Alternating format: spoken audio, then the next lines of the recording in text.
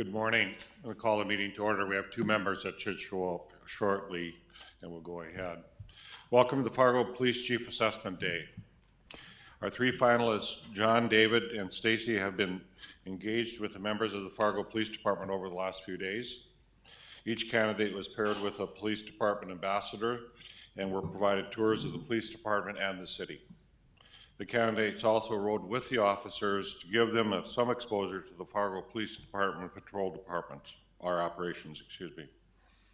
Yesterday, the candidates participated in a town hall style meetings with the members of the Fargo Police Department.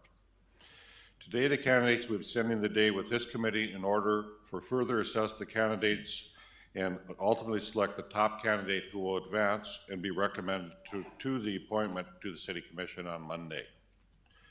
Today's assessment is designed to allow the selection committee to observe and assess the candidates in common situations for police chief, such as presenting information to the audience, holding a news conference, and participating in discussion in law enforcement and topics among their peers.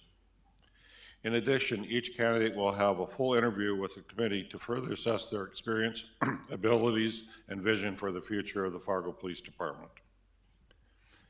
We need to approve the minutes of our last meeting. You have the minutes of the August 5th, 6th meeting of the Fargo Police Chief Selection Committee. Is there a motion to approve the minutes of the July 16th kickoff meeting? So moved. Is there a second? Second. Second. Any corrections to those minutes? If not, all in favor say aye.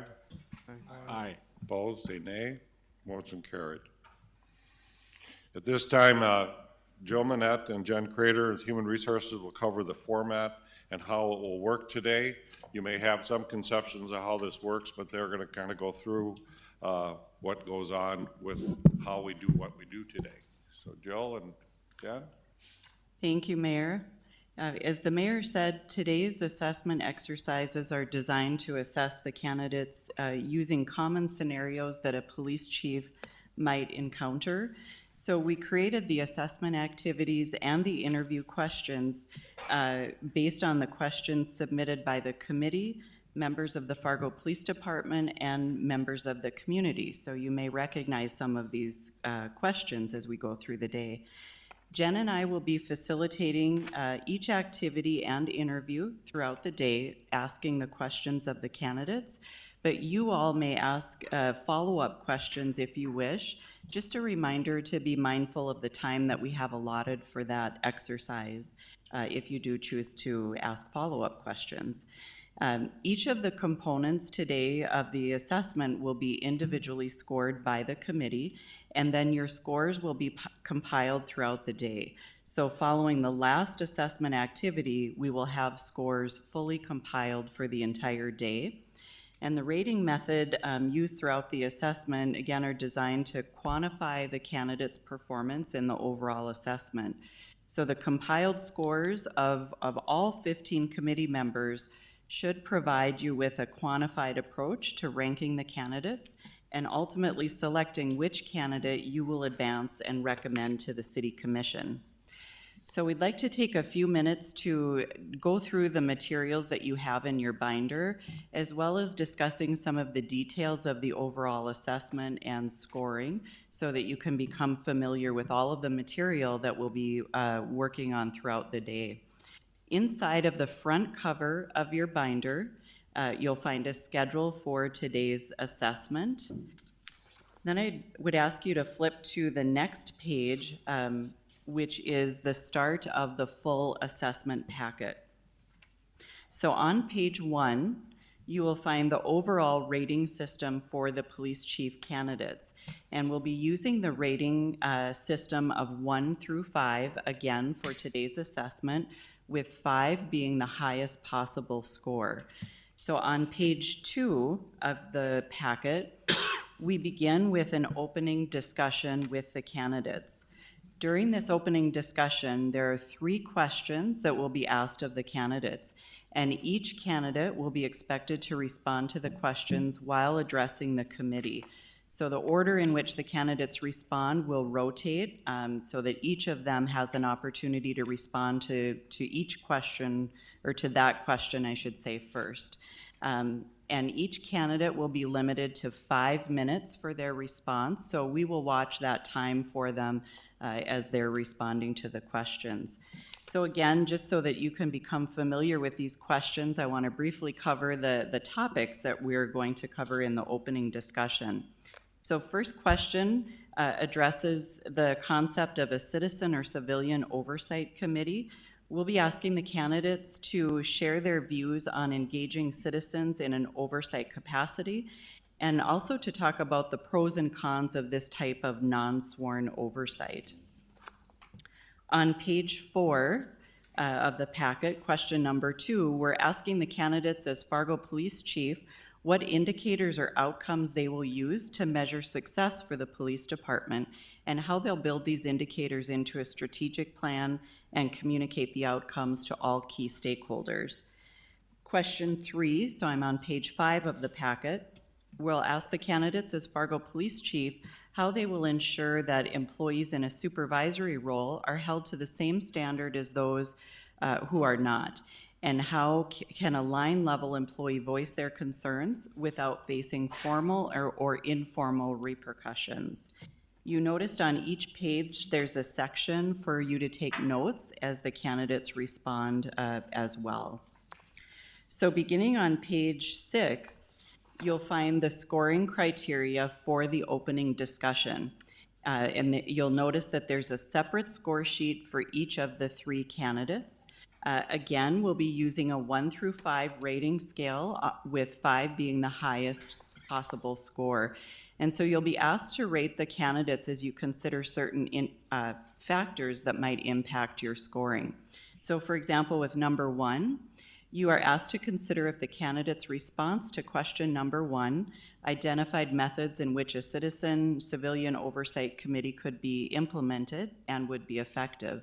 You're also asked to consider how well the candidate identified the pros and cons of having a citizen oversight. Number 2 and number 3 on page 6 are paired with questions 2 and 3, and again provide factors for you to consider in your rating of the candidate's response to these questions. Number 4, you're asked to rate how well the candidate interacted with you as a selection committee while responding to the questions. And you're also asked to consider whether their responses demonstrated strong communication skills. So are there any questions on the opening discussion exercise or the scoring criteria before we move on to the next section? Okay, we'll briefly continue moving through the packet then. On page 9, we begin the candidate's presentation. And so each candidate has been asked to prepare and present their plan for their first 90 days as Fargo Police Chief. They've been asked how they will engage with the department, the community, the city of Fargo as an organization, and then they've been asked to also include any other engagements that they believe are essential for their success as Fargo Police Chief. So on page 10, you'll note that there is a space for you to take notes while the candidate is presenting. And then following that is a copy of the candidate's presentation that's been inserted into your binder so that you can follow along as they present. The presentation will also be shown on the screens in front of you as they are presenting. So if you can now flip past that first presentation, and so I am on page 11, just past the first candidate's presentation. So this is the scoring criteria for the presentation. And again, we're using that same 1 through 5 scale.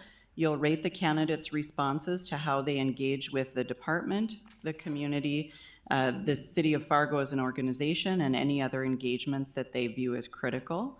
Specific criteria has been provided for you to consider as you rate each of the candidates. And in number 5 on page 12, you're asked to rate the candidates' overall presentation skills. Are there any questions on the presentation or the scoring criteria? Jill, I'm wondering, when did we ask them to do the preparation of their presentation? Was that a week ago? Was that yesterday? Yep, good question. That, approximately a week ago, they were provided with the topic for their presentation. So they have had about a week to prepare, just under a week. Okay, so we're gonna flip to page 13. So immediately following the first candidate's presentation, they'll be taking a seat up on the dais and we'll begin the interview. Again, we're using that 1 through 5 rating scale. We want to just walk through the questions fairly briefly, but to allow an opportunity for you all to become familiar with the interview questions that we're going to be asking the candidates. So question number 1 on page 13, we're asking the candidates to talk about their leadership style and how it's changed and developed as they've gained more experience as a leader in law enforcement. On page 14, question 2, many departments operate under a paramilitary command structure.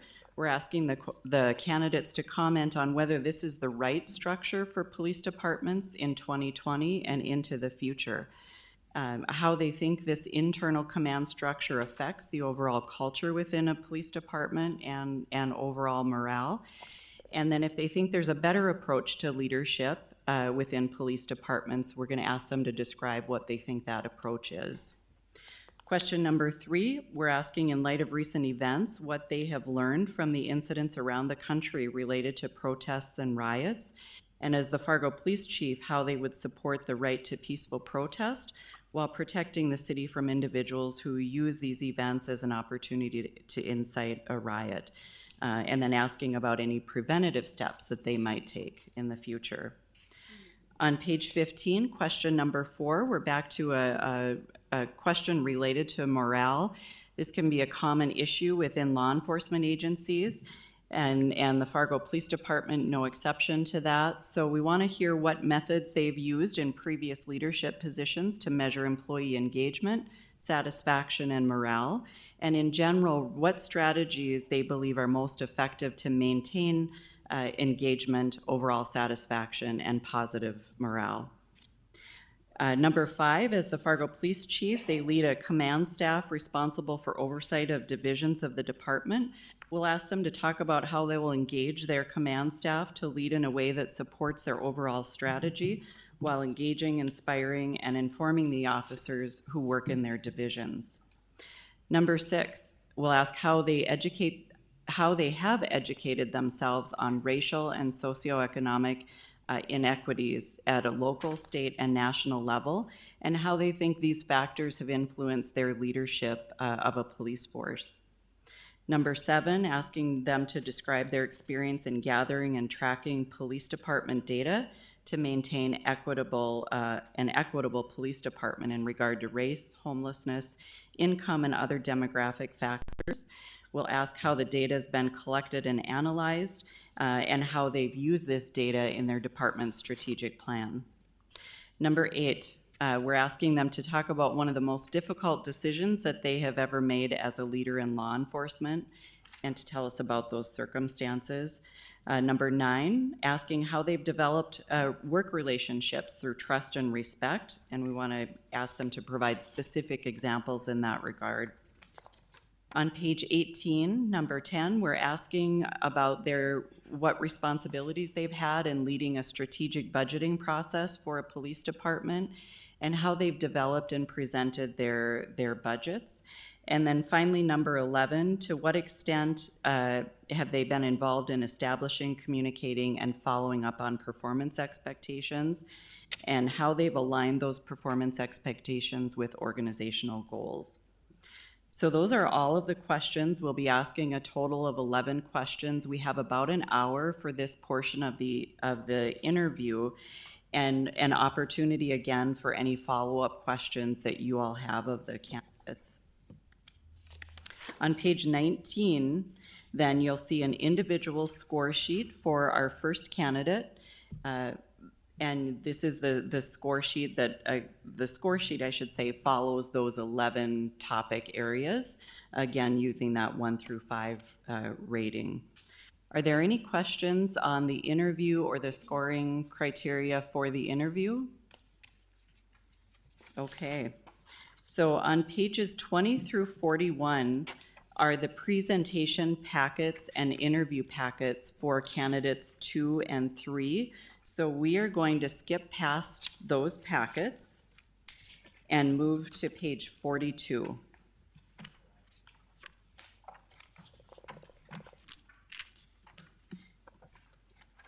On page 42, we begin the portion of the day where we'll have the candidates engaged in mock news conferences. So the scenario for the mock news conference is based on an officer-involved shooting, and those details can be found on page 42. Members of the media have been invited to participate in this portion of the process. So each of the candidates will be given the same scenario information that you have on page 42 of your packet. The candidates will have 15 minutes with this page of information to prepare for the mock news conference. And then they'll come into the commission chambers and will be at the podium before you, and they'll have a 15-minute window to deliver their statement and answer any questions from participating members of the media during that time. So following all 3 candidates' mock news conferences, we'll ask the members of the participating media to provide feedback on the candidates' statements, as well as their responses to the questions. And as we flip to page 44 through 46, you have full pages there for notes as the candidates are delivering their news conference. And on page 47 through 49, there's a summary score sheet for each of the candidates. So again, we've provided factors for you to consider that are relevant to the mock news conference as you are rating each of the candidates. I won't go through each of those factors, but do you have any questions before we talk about the next portion of the assessment day? Okay, so we're going to flip ahead then to page 50 of the packet. At this point, we'll begin the candidate discussion. So during the candidate discussion, all 3 candidates participate in this activity. They will be given questions to discuss with the other candidates. This activity is also sometimes referred to as a leaderless group. So it's really designed to simulate 3 police chiefs discussing law enforcement topics among themselves. And the candidates are assessed on their responses as well as how they interact with other candidates throughout this exercise. So beginning on page 51, again, I just want to briefly talk through the questions or topics that they will be addressing. So the first topic addresses the stigma of mental health. And as the chief, we're asking how they will handle the challenge creating a culture of support that normalizes officers and civilian staff seeking help for mental health issues. We also want to hear how they monitor individual and overall mental health status of their workforce. Question 2, we want to hear about the role of social media in policing and how and when they believe social media is an effective tool, how and when they believe social media creates challenges for police departments. And then we want to hear about their role in creating a social media strategy or overseeing the use of social media in the police department as an organizational leader. Number 3, and the final question, we are asking them, many in the community want change and progress in law enforcement. Many also want to know how the Fargo Police Department will not lose sight of protect and serve. So what will be the first thing that they implement into the future of policing at the city of Fargo that they feel is going to be a step in the right direction? So beginning on page 54 through 56, again, there are individual score sheets. We've provided some factors for you to use as you're rating the candidates. Number 1 and 2 are really general impressions of the candidate discussion.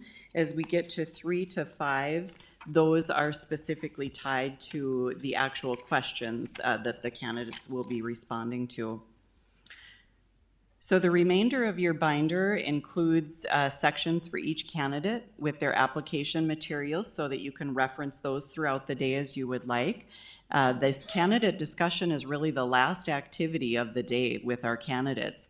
So they'll leave the commission room while you complete the scoring. And as a reminder, throughout the day, we're asking that you turn in your score sheets to Jennifer in the back corner here. After each component, so she can be compiling the scores throughout the day. Once the scoring is compiled, we're going to provide those scores to you so that you can reference them as you discuss the overall results of the assessment. And again, the assessment and scoring were developed to help you as a committee really quantify the results and rank the candidates to determine which candidate will be recommended for advancement. Are there any questions on the assessment before we move ahead with a few reminders? Yes. Just on the leaderless group, are they aware that they're in an experiment?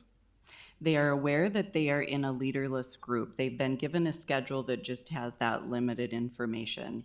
So they are aware of that. Okay, thank And you. prior to each segment, we'll be doing brief instructions for the candidates as well. So we'll reinforce that for the three of them as well during that portion. Yes. Okay, so we will be bringing the candidates into the room very shortly. We're scheduled to start here at 8:15. The mayor will open by welcoming the candidates, and then we'll ask each of you to briefly introduce yourselves before we begin the opening discussion, now that the candidates are actually here in person. Before we bring them into the room, though, I want to remind everyone in the commission chambers today, and we may have people in and out throughout the day, that our candidates and our committee have a very full day, an important day ahead. So, we appreciate that we'll have members of the public here to observe throughout the day, but we just want to remind everyone present in the chambers that our candidates and you all as a committee will need to be fully focused on our assessment. So we ask that everyone silences their cell phones, and if there's a need for conversation, that we're exiting the commission chambers for those conversations. So we just appreciate everyone's cooperation in maintaining a quiet room that's free of distraction for the assessment as we move throughout the day. All right, any questions before we begin? We have a couple of minutes before the candidates will come in. If you haven't had a chance to grab coffee or water, please help yourself. They're in the far back corner, and the candidates should be with us in just about 4 minutes.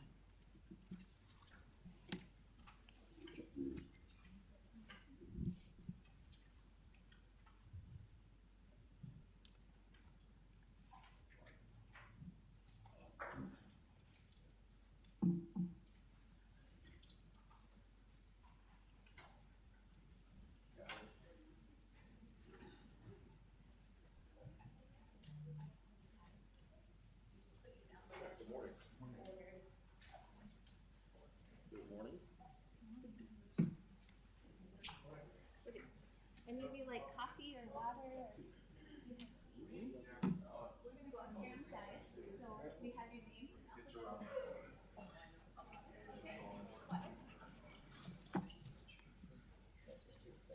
Thank you. Morning. Morning. Thank you. I appreciate that. Good. It is a.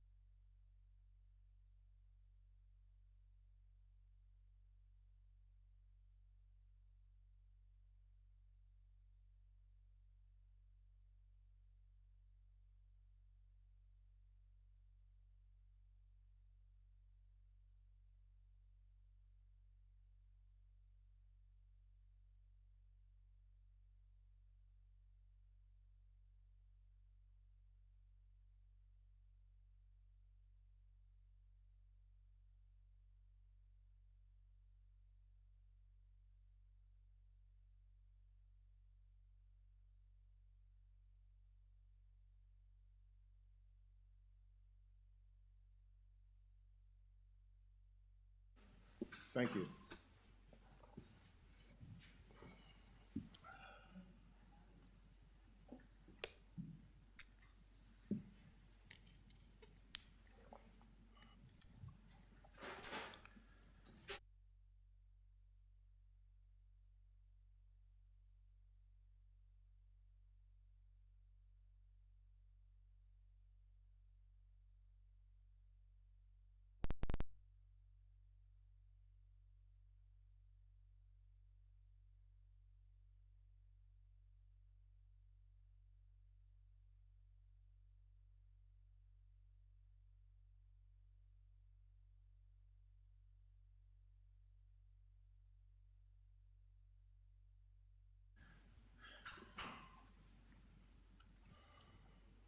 Morning, we'll start early since everybody's got coffee and water and ready to go. On behalf of the Fargo Police Chief Selection Committee and the City of Fargo, I want to welcome you to the City of Fargo. We truly feel this community is the gem of the Upper Midwest, the regional leader, and a great place to work and live. We hope you enjoyed your time in Fargo so far. We spent a lot of time with the police force, and now you get to spend time with this committee. We thank you, three candidates, for your interest in this career opportunity. I know that it's a great city to be police chief for. Today, we're anxious to learn more about you as candidates for the Fargo Police Chief position and hear more about your vision for the Fargo City Police. As you know, the selection committee is comprised of city officials, commission members, community members, and members of the Fargo Police Force. Early in the process, you will receive the member biographies. Before we begin today's assessment, however, we will go around the room and have the individual selection committee members briefly introduce themselves. We'll start with Bruce Grubb. Good morning. My name is Bruce Grubb, and I'm City Administrator for the City of Fargo, and I want to thank you all for being here and welcome. Good morning, sir. Officer Jessica White, nice to see you again. Good morning. Nadal Omar, good to see you guys. Good morning, sir. Whitney Liedall, welcome. Good morning. Jason Boynton, welcome to Fargo. Thank you. Good morning. Welcome, Dave Leaker, Fargo Park District Executive Director. Good morning, sir. Good morning, I'm Jane Pettinger. I serve on the Civil Service Commission for the City of Fargo, and I'm an educator at Minnesota State University, Moorhead. Good morning. Mike Sandin, good morning. Good morning. Good morning. My name is Rupak Gandhi. I get to serve as the Superintendent of Schools for Fargo Public Schools. Good morning. Good morning and welcome to Fargo. My name is Lenore King. I'm the chairwoman for the Fargo Native American Commission. Good morning, ma'am. Good morning. I'm Michael Redlinger. I'm the Assistant City Administrator, City of Fargo. Welcome and thank you for being here. Good morning. Good morning, Tanya Graywind, and I am Assistant Director for a state agency. Dave Pepcorn, Fargo City Commission. So now you get to see us in person, and now we get to get into the selection. I'm going to turn over this part of this program to Jill and Jen from Human Resources to begin the assessment. Welcome. Good morning. So we will begin today's assessment with an opening discussion. We will be asking each of you to respond to 3 questions, and we'll be rotating the order in which you respond so that each of you will have the opportunity to respond first during this first exercise. You'll each have a maximum of 5 minutes to respond to each of the questions. And so you'll see Jen or I raise our hand if we're getting to that 1 minute mark, just as a reminder that we're nearing the 5-minute limit for each of your responses. Are there any questions before we begin? No, ma'am. Okay, we will be beginning with Mr. John Franklin. You get to go first.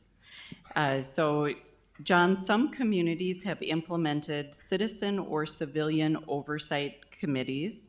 What are your views on engaging citizens in an oversight capacity?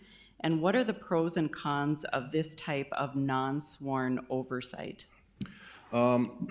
This is a common occurrence taking place in a lot of cities across America now.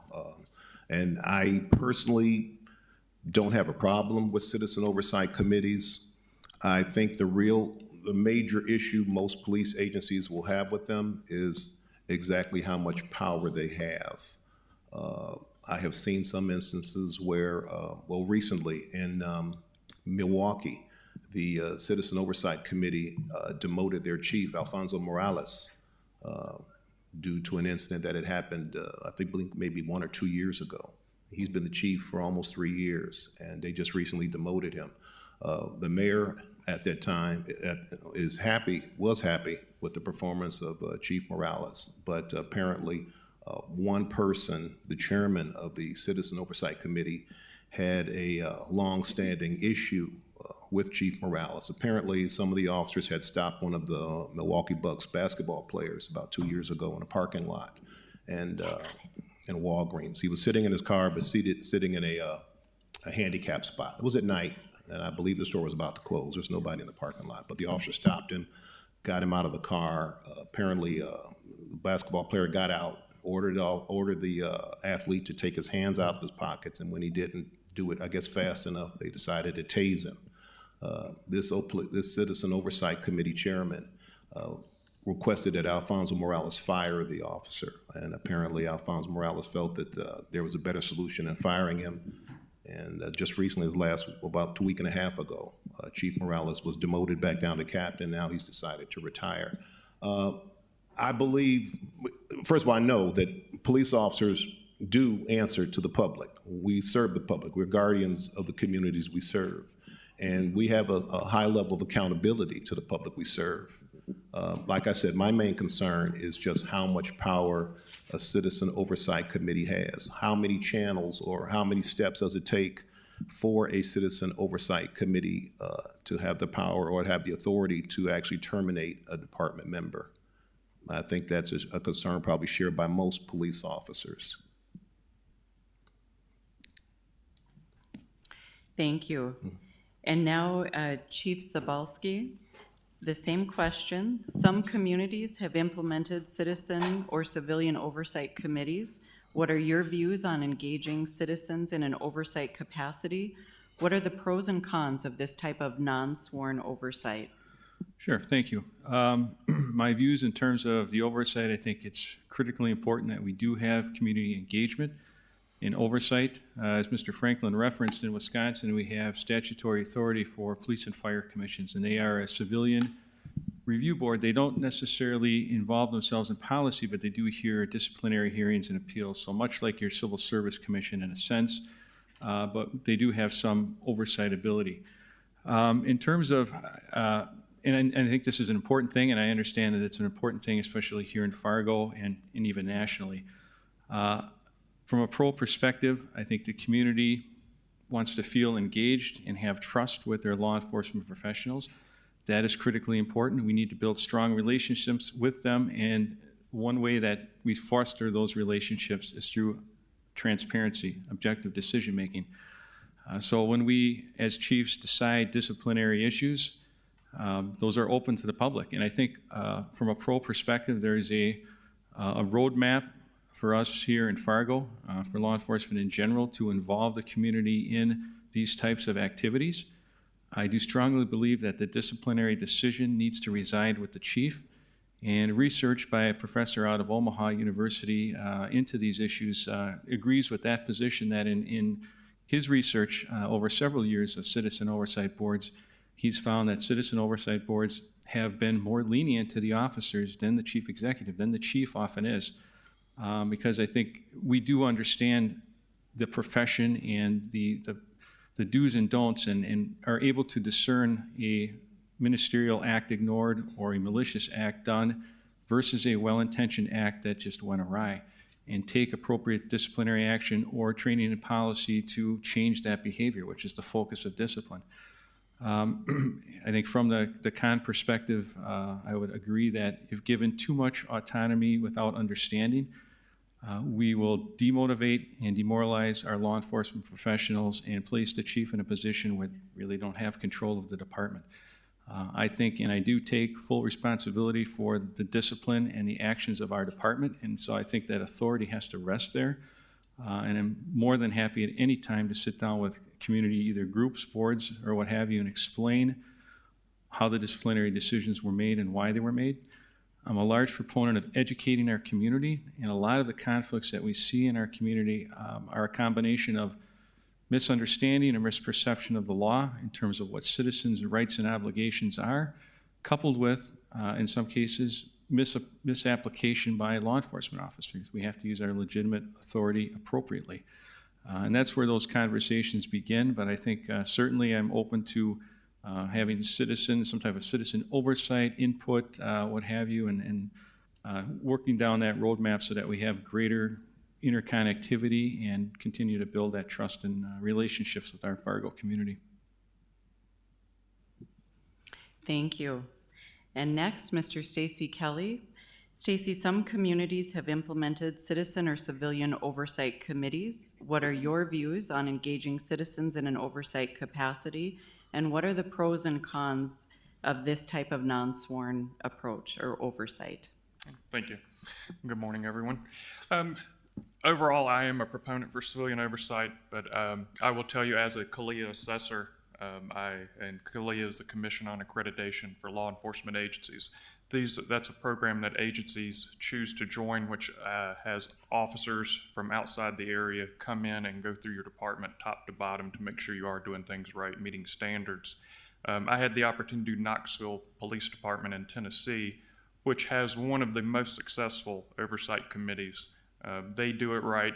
All of their members come on. They receive training in police practices. They're actually sent out to schools. And I think that is the key to them being successful, is making sure they know what they're getting into. With that being said, the majority of oversight committees have issues and they don't run smooth. Just all the studies show that there are some issues out there and it needs to be set up appropriately. The pros to them creates transparency and trust when you have citizens seeing everything and can report back. That does help open up the department, transparency and trust. The cons, as I mentioned, kind of alluded to earlier, there's citizens not familiar with our practices and political appointments. There have been some where the appointments were purely political, and that always ends in disaster. It has to be objective selections for people that are placed on these boards. I think a good way to meet in the middle is a hybrid form. In Newport News, we have civilians involved in our use of force committee. This is taken very popular with the officers and with the citizens. And actually talking to some of the officers here, I think they would be open to a use of force committee, because what happens when your use of force is working up through the chain of command, it's according to who is in your chain of command and their training and background as to the way they substantiate or not substantiate. You could have a mid-level commander who hasn't really been out on the street in a while, not familiar with use of force, making judgment on force. When you have this committee with your training representatives, different representatives from the agency, and civilians providing input to the chief, I think it's a broader thing. Same thing could apply to your policy and your strategic management plans, having citizen participation there with citizens that you have put through the Citizen Police Academy, and they understand the agency and know what the practices are so that they can evaluate these things and have a voice in the process. So I think it can still be accomplished, and I know these work. I've seen them work in agencies in the past.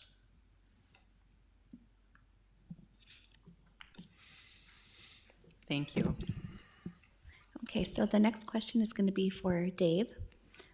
As the Fargo Police Chief, what indicators or outcome will you use to measure the success for the police department? How will you build these indicators into a strategic plan and communicate the outcomes to all key stakeholders? Thank you. In terms of judging success,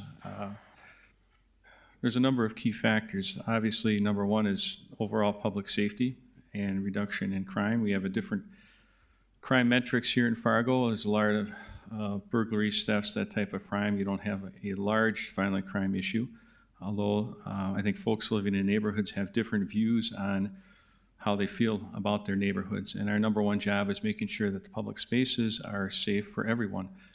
In Beloit and in other organizations, we've conducted fear surveys in different neighborhoods and citywide, using partnerships with our local college to get those surveys out to folks to see how they feel about the safety of their neighborhoods, and then follow up and respond from there.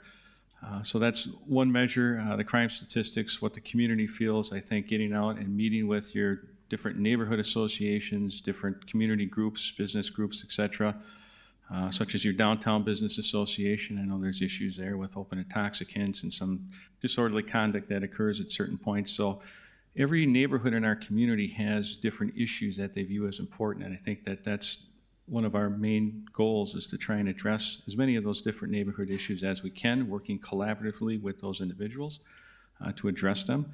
And it's the feedback from the community that I think is a good measure of whether or not the police department is successful. Another good measurement, I think, is in terms of community cooperation. In some communities, I don't believe here in Fargo, but in some communities, the police have great difficulty getting cooperation when violent crimes or other crimes do occur because the public does not trust the police. So implementing the 4 pillars of procedural justice, both internally and externally with our community, so that we are seen as legitimate. And when the community views us as legitimate, meaning they find that we are trustworthy and competent, so they believe we are competent in what we're doing and they trust what we're doing, that it is in the best interest of the community, that they find our actions morally just, and as a byproduct of that, they are willing to acquiesce to law enforcement authority. They cooperate with us. We don't have to use force because we have built relationships and they trust us. And so when we ask them to do something, they're more inclined to abide by that. So those are large pieces of, and when we have investigations and we need information, our community responds. In Beloit, we've had excellent response from our community because of these issues. We have gone to great lengths to build those relationships, to make ourselves open and transparent with the community.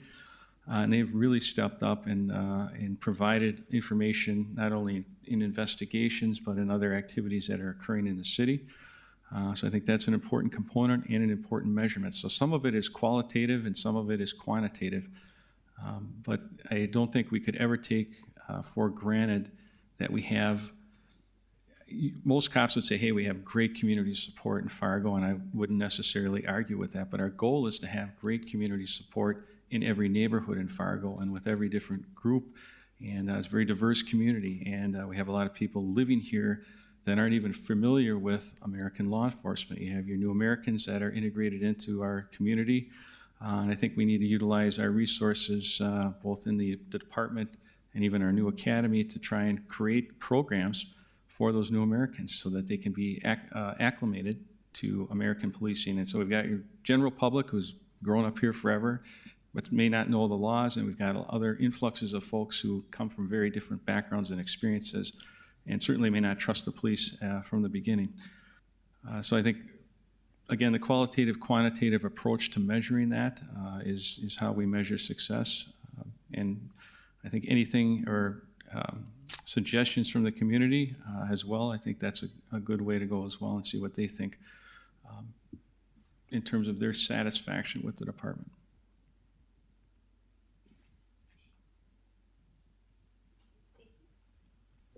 Okay, Stacy, you're up next. So as the Fargo Police Chief, what indicators or outcomes will you use to measure the success for the police department? How will you build these indicators into a strategic plan and communicate the outcomes to the key stakeholders? So there's a great book out there called Measure What Matters. And in that book, they talk about objectives and key results. We in the law enforcement are great with coming up with objectives. Where we sometimes drop the ball is establishing key results, which are measurable. It's good to come up with feel-good results, but you really need to be able to measure them for them to be effective. This is where a strategic management plan comes into play. Some of our objectives would be set out as reducing crime, the fear of crime, community engagements, but this is where the steering committee would come into play, as defining the objectives or the key results for that. This would be made up of officers, command staff, and some civilians that would help establish these results to see what we want to measure, what's important to the community of Fargo. As the chief, I would guide this discussion, but it needs to come from within and have as much input as possible. Things that we could measure would be, how many community engagements do our officers have?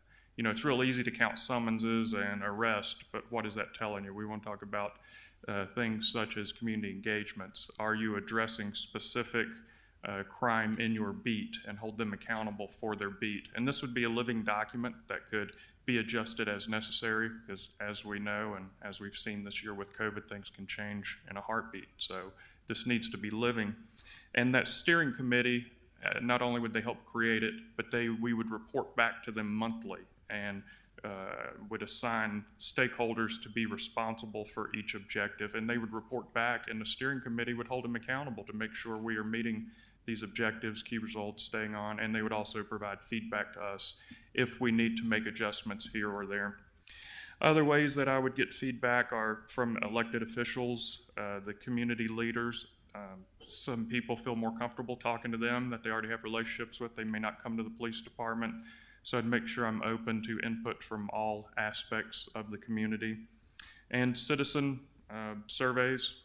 As the chief said, this is a collegiate town. There's a lot of resources here that we can tap into to help us with surveys to gauge the feel of the community and see where we're going. So, thank you. Thank you, Stacy. Okay, John, as the Fargo Police Chief, what indicators or outcomes will you use to measure the success for the police department? How will you build these indicators into a strategic plan and communicate the outcomes to all key stakeholders? Good morning, and thank you. As the other two chiefs pointed out, I would start out with resident surveys. Find out, what do the residents think are the most pressing problems going on here in Fargo today? What do they think we should be focusing on? What does the community feel are the most pressing issues today? Does the community feel comfortable with reporting crime to the police? Back home, where I'm from in Chicago, a lot of people don't feel safe reporting crime for the simple fact that they feel vulnerable to retaliation from the gang members they can testify against who have committed heinous crimes, violent crimes. We have to make sure these citizens know that if they do come to us with vital information to make arrests that lead to convictions in violent crime, especially in violent crime cases, that we can keep them safe as well. While we're going after the bad guys, we're also keeping the residents safe from retaliation, because that's a very serious reality for a lot of people. We also want to reduce crime, but we need the community's assistance. We have to let the community know we can't do it without them. They have to assist us. We don't exist in a vacuum. It doesn't happen like in an hour TV show. By the end of the show, we've solved that crime. It doesn't work like that. We need the community's help. We need the community to understand that we'll keep their confidence. Whatever they tell us, we will keep confidence, and we will use that information to the best of our ability. Body cams. I know your agency doesn't have them. They need them. They need them as soon as they can get them. Body cams are essential today, because if you don't have it on camera, it didn't exist. We just recently had a bad shooting back home where, unfortunately, the officers that handled that shooting, that were a part of it, weren't actually outfitted with body cams as a vet. They went from plainclothes officers, which don't wear body cams, to patrol officers, and they didn't quite have them outfitted with cameras yet. Now, this young man fired several shots at the police, for the police fired back. They didn't kill him, but they did wound him. There's a picture in the paper, the weapon recovered. But unfortunately, some residents of the community beat us to the punch on social media and put it out there that there was no gun, he had his hands up, the same sort of stuff that happened with Michael Brown. And unfortunately, before the police department could get their word out as to what actually occurred, it was already out on social media that we were the bad guys. And everybody needs a camera. Everybody needs to be wearing cameras today. Angry confrontations resulted as a result of that. So I can't tell how much cameras are essential. Reaching out to your immigrant community. As driving around in Fargo, I saw you have a significant immigrant community here.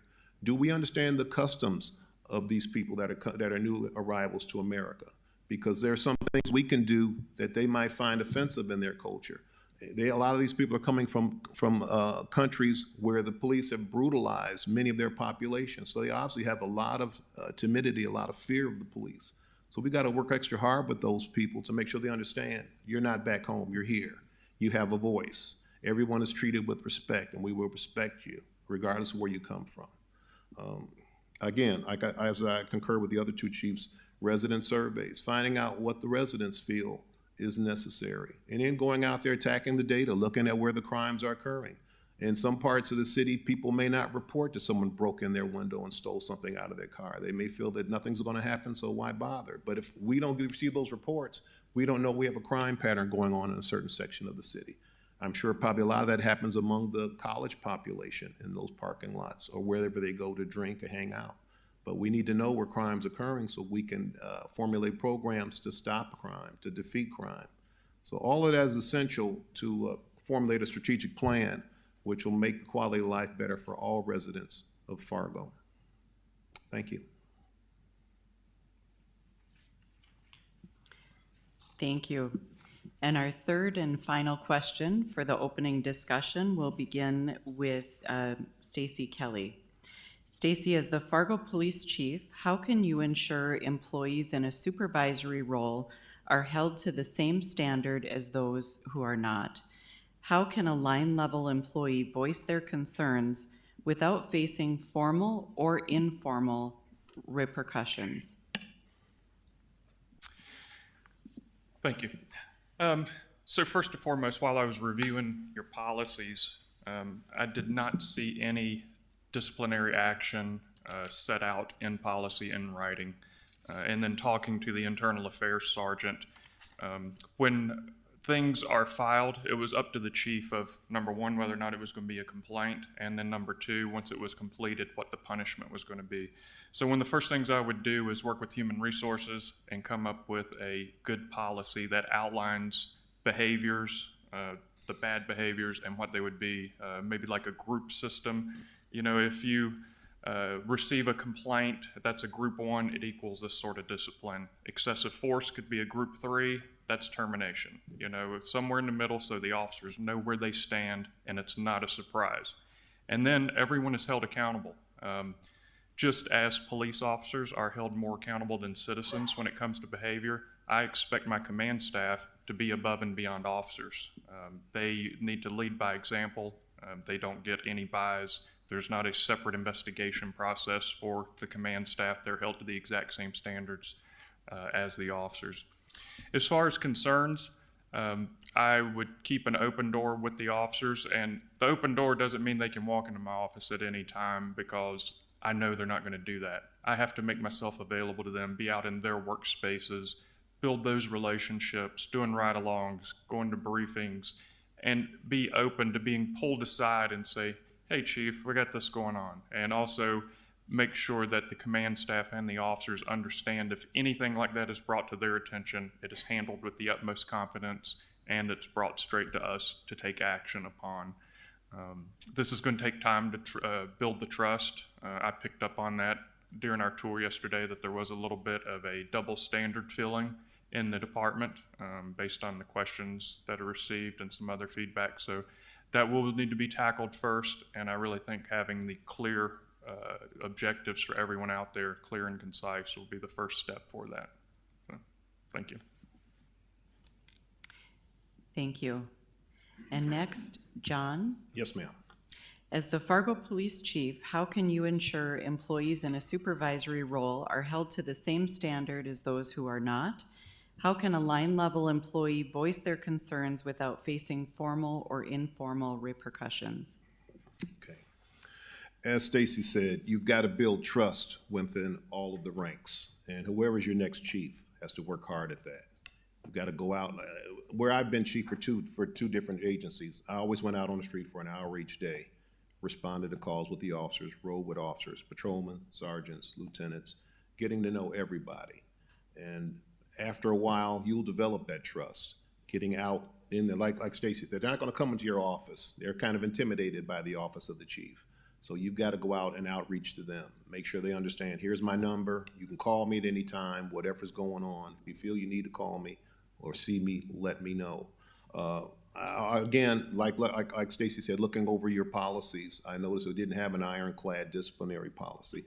A gentleman yesterday during my question and answer session with the troops felt that he had no appeal process to be able to voice an appeal on minor discipline. Maybe he received a reprimand, maybe he received a day of suspension, felt it was unfair. There was no way he could challenge minor disciplinary action taken against him. That has to change. You got to build trust among all the ranks. And as Stacy also said, you got to hold your command staff accountable, that they're working just as hard as you are as the chief to make sure everybody feels they have a stake in it and also that they feel that they have a voice, that they at least will be heard. They may not like the outcome, but at least they'll be heard. Progressive discipline. Every agency should have progressive discipline, starting from something as small as an admonishment, if it's a really minor thing, all the way up to termination. I know that you do have a civil service commission here where they can appeal serious disciplinary action taken against them. I think just about everyone has that, and that's good. But you've got to have progressive discipline. You just can't arbitrarily give somebody a day who's never had a disciplinary history, or 5 days, or 10 days. That seeds nothing but distrust, anger, and hostility, and it will build within your agency. You've got to be fair about discipline. Discipline has to be fair, and it has to be a very thorough process. I think I talked earlier about a complaint review panel consisting of all ranks: patrolman, sergeant, lieutenant, captain, where upon a complaint is sustained against an officer, and they will come up with a recommendation to provide to me, the chief, what they feel is a fair amount of discipline regarding the allegation that's been sustained against the officer. Now, I, as the chief, would have the opportunity to either lower it if I felt their recommendation was too high, or not concur, where I would write a reply to it as to why I'm justifying giving someone more disciplinary action than what the panel recommended. But all those things need to be implemented to make sure that your disciplinary process is fair and that everybody feels that it treats everyone fairly. Thank you. Thank you. And David, as the Fargo Police Chief, how can you ensure employees in a supervisory role are held to the same standard as those that are not?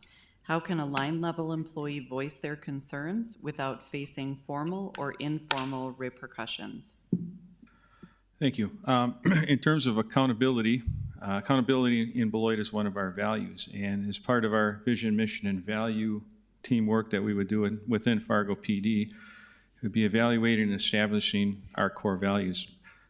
So we have that right there, that we require ethical, accountable leadership at all levels of the organization. So there is no question that regardless of your role or rank, you have to stay on the playing field. You have to follow policy, and if not, you'll face discipline. I've been in the position where I've had to demote, remove, have command level personnel, supervisory personnel, demote, resign, or terminated. So I don't have any issue doing that, although it's not something anyone enjoys doing, but it's necessary to maintain the integrity of our department and retain community trust. We have policy in place that guides our personal complaint process, which the chief is the decision maker, but the command staff and the supervisors are the ones who conduct the investigation. So they're provided training and guidance on that. And all matters are looked into, and there's an opportunity then to, once we delve into the details, write in policy to discern how do we want to address it, how do we want to change that behavior. And so instead of a rules-based approach, which I am not in favor of, such as matrices and so forth, because I think they discount a lot of other things that are involved in certain situations, I take a values-based approach, write in policy, and with the details of the investigation, look at what the employee's motivation was. And again, going back to, was this a well-intentioned act on the part of this officer that went awry? Which is very much different from an officer who did a malicious act, or an officer who had a ministerial duty and they didn't do it, and they just didn't do it. Those are much more severe, and some of them are terminable, severable. I can't help certain people in certain situations, but the idea is to change behavior and guide and lead our department. So that motivation is one piece. Degree of harm, what's the degree of harm? And not necessarily dollar amount or injury, although that could be a part of it. But degree of harm also comes into play. What's the degree of harm to our community trust and relationship? Did this officer do something that really affects that or could affect that? And that's obviously a larger consideration as we look at what's appropriate to change the behavior. What's the experience level of the officer? Many of our departments in Beloit and here in Fargo, from what I can see, we have a lot of young cops. And we ask a lot of our young officers. Folks out there that are familiar with science will tell you, right, your brain doesn't fully develop till 25. At 21, we give people guns and give them a lot of training and send them out there with our best wishes and intentions. they're in a lot of stressful dynamic situations. And so we have to take into account what their experience level is. And a new officer is much more likely to make a well-intentioned mistake or error as opposed to a veteran officer who I would expect to know better and again would hold to a higher level of accountability. And then lastly, prior disciplinary record of the officer. I would agree from a progressive discipline perspective that if our efforts to change that behavior aren't successful, that at some point the discipline has to increase or they no longer can be a part of our organization. So that's a kind of approach in terms of accountability. It's right in our policy, and that would become part of the policy here in Fargo. And I think that's something that the department members and officers understand and can aspire to.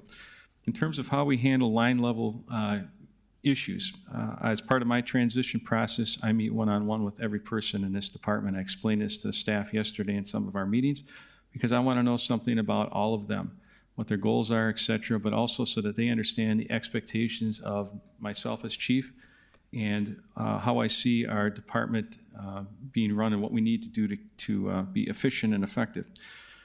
In Wisconsin, we have a union environment, and I immediately, upon becoming chief, set up monthly meetings with the union board so that I would have insight into line officers' concerns and issues. Once a month we meet and address those and have successfully resolved a number of issues.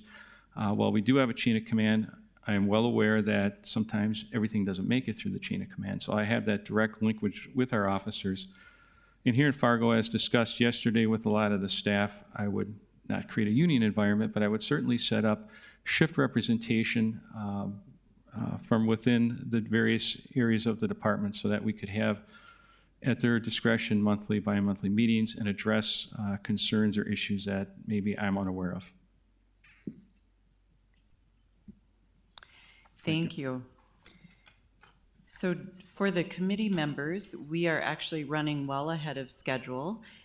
So I would encourage you, if you have any follow-up questions based on our opening topics, please ask those follow-up questions now.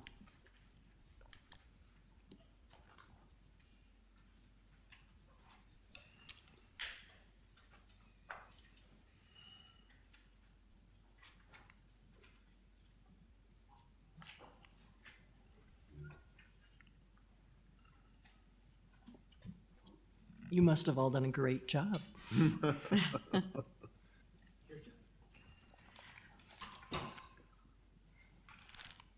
Okay, are there any follow-up questions at this time? No? All right, well, you did do a great job. Thank you, gentlemen. We'll have you head back up to the Human Resources Office, and then David, you will be the first to present, and we'll have your interview. So we'll have you come back down in just a couple of minutes after a short break for our committee, and we'll help you to get set up. Sounds good. All right, thank you. Thank you. Thank you.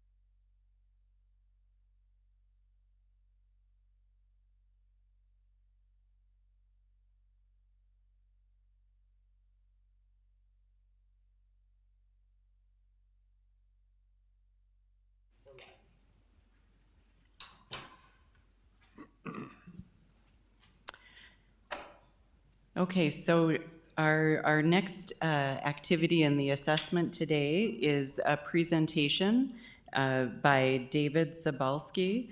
And you have, again, a copy of the presentation in your assessment packet.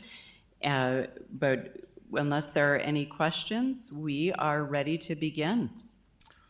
Okay, thank you. I just want to start off by just quickly acknowledging and thanking the members of the selection committee for all your time and efforts. I know this is a pretty involved process, but I think as a candidate, I certainly appreciate all of the due diligence that you're doing in making this very important selection.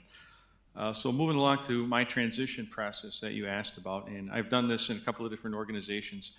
I know you asked for 90 days, I start pre-90 days. So from accepted offer to day one in office, I'm already working and getting things lined up in the organization. Number one, and I had an opportunity to do this yesterday as well, which was great, meet with the command staff as a group, explain my transition process, what my expectations are, address any of their immediate concerns and needs. The big thing, reduce uncertainty and build relationships. As you can imagine, a lot of people in the department are unsure what's the new person going to do and how are they going to operate. So that's a big thing from my perspective to set at ease right away and start working forward. A couple things I want them to start working on: mental health and peer support for officers, which I think is a significant concern, not just in law enforcement in general, but in this department. And we need to start working on what does that process look like. And as I've done in other organizations, I want them to utilize team members from various parts of the organization to start working on that and coming up with a potential plan. Body-worn cameras, obviously a big concern and an immediate need.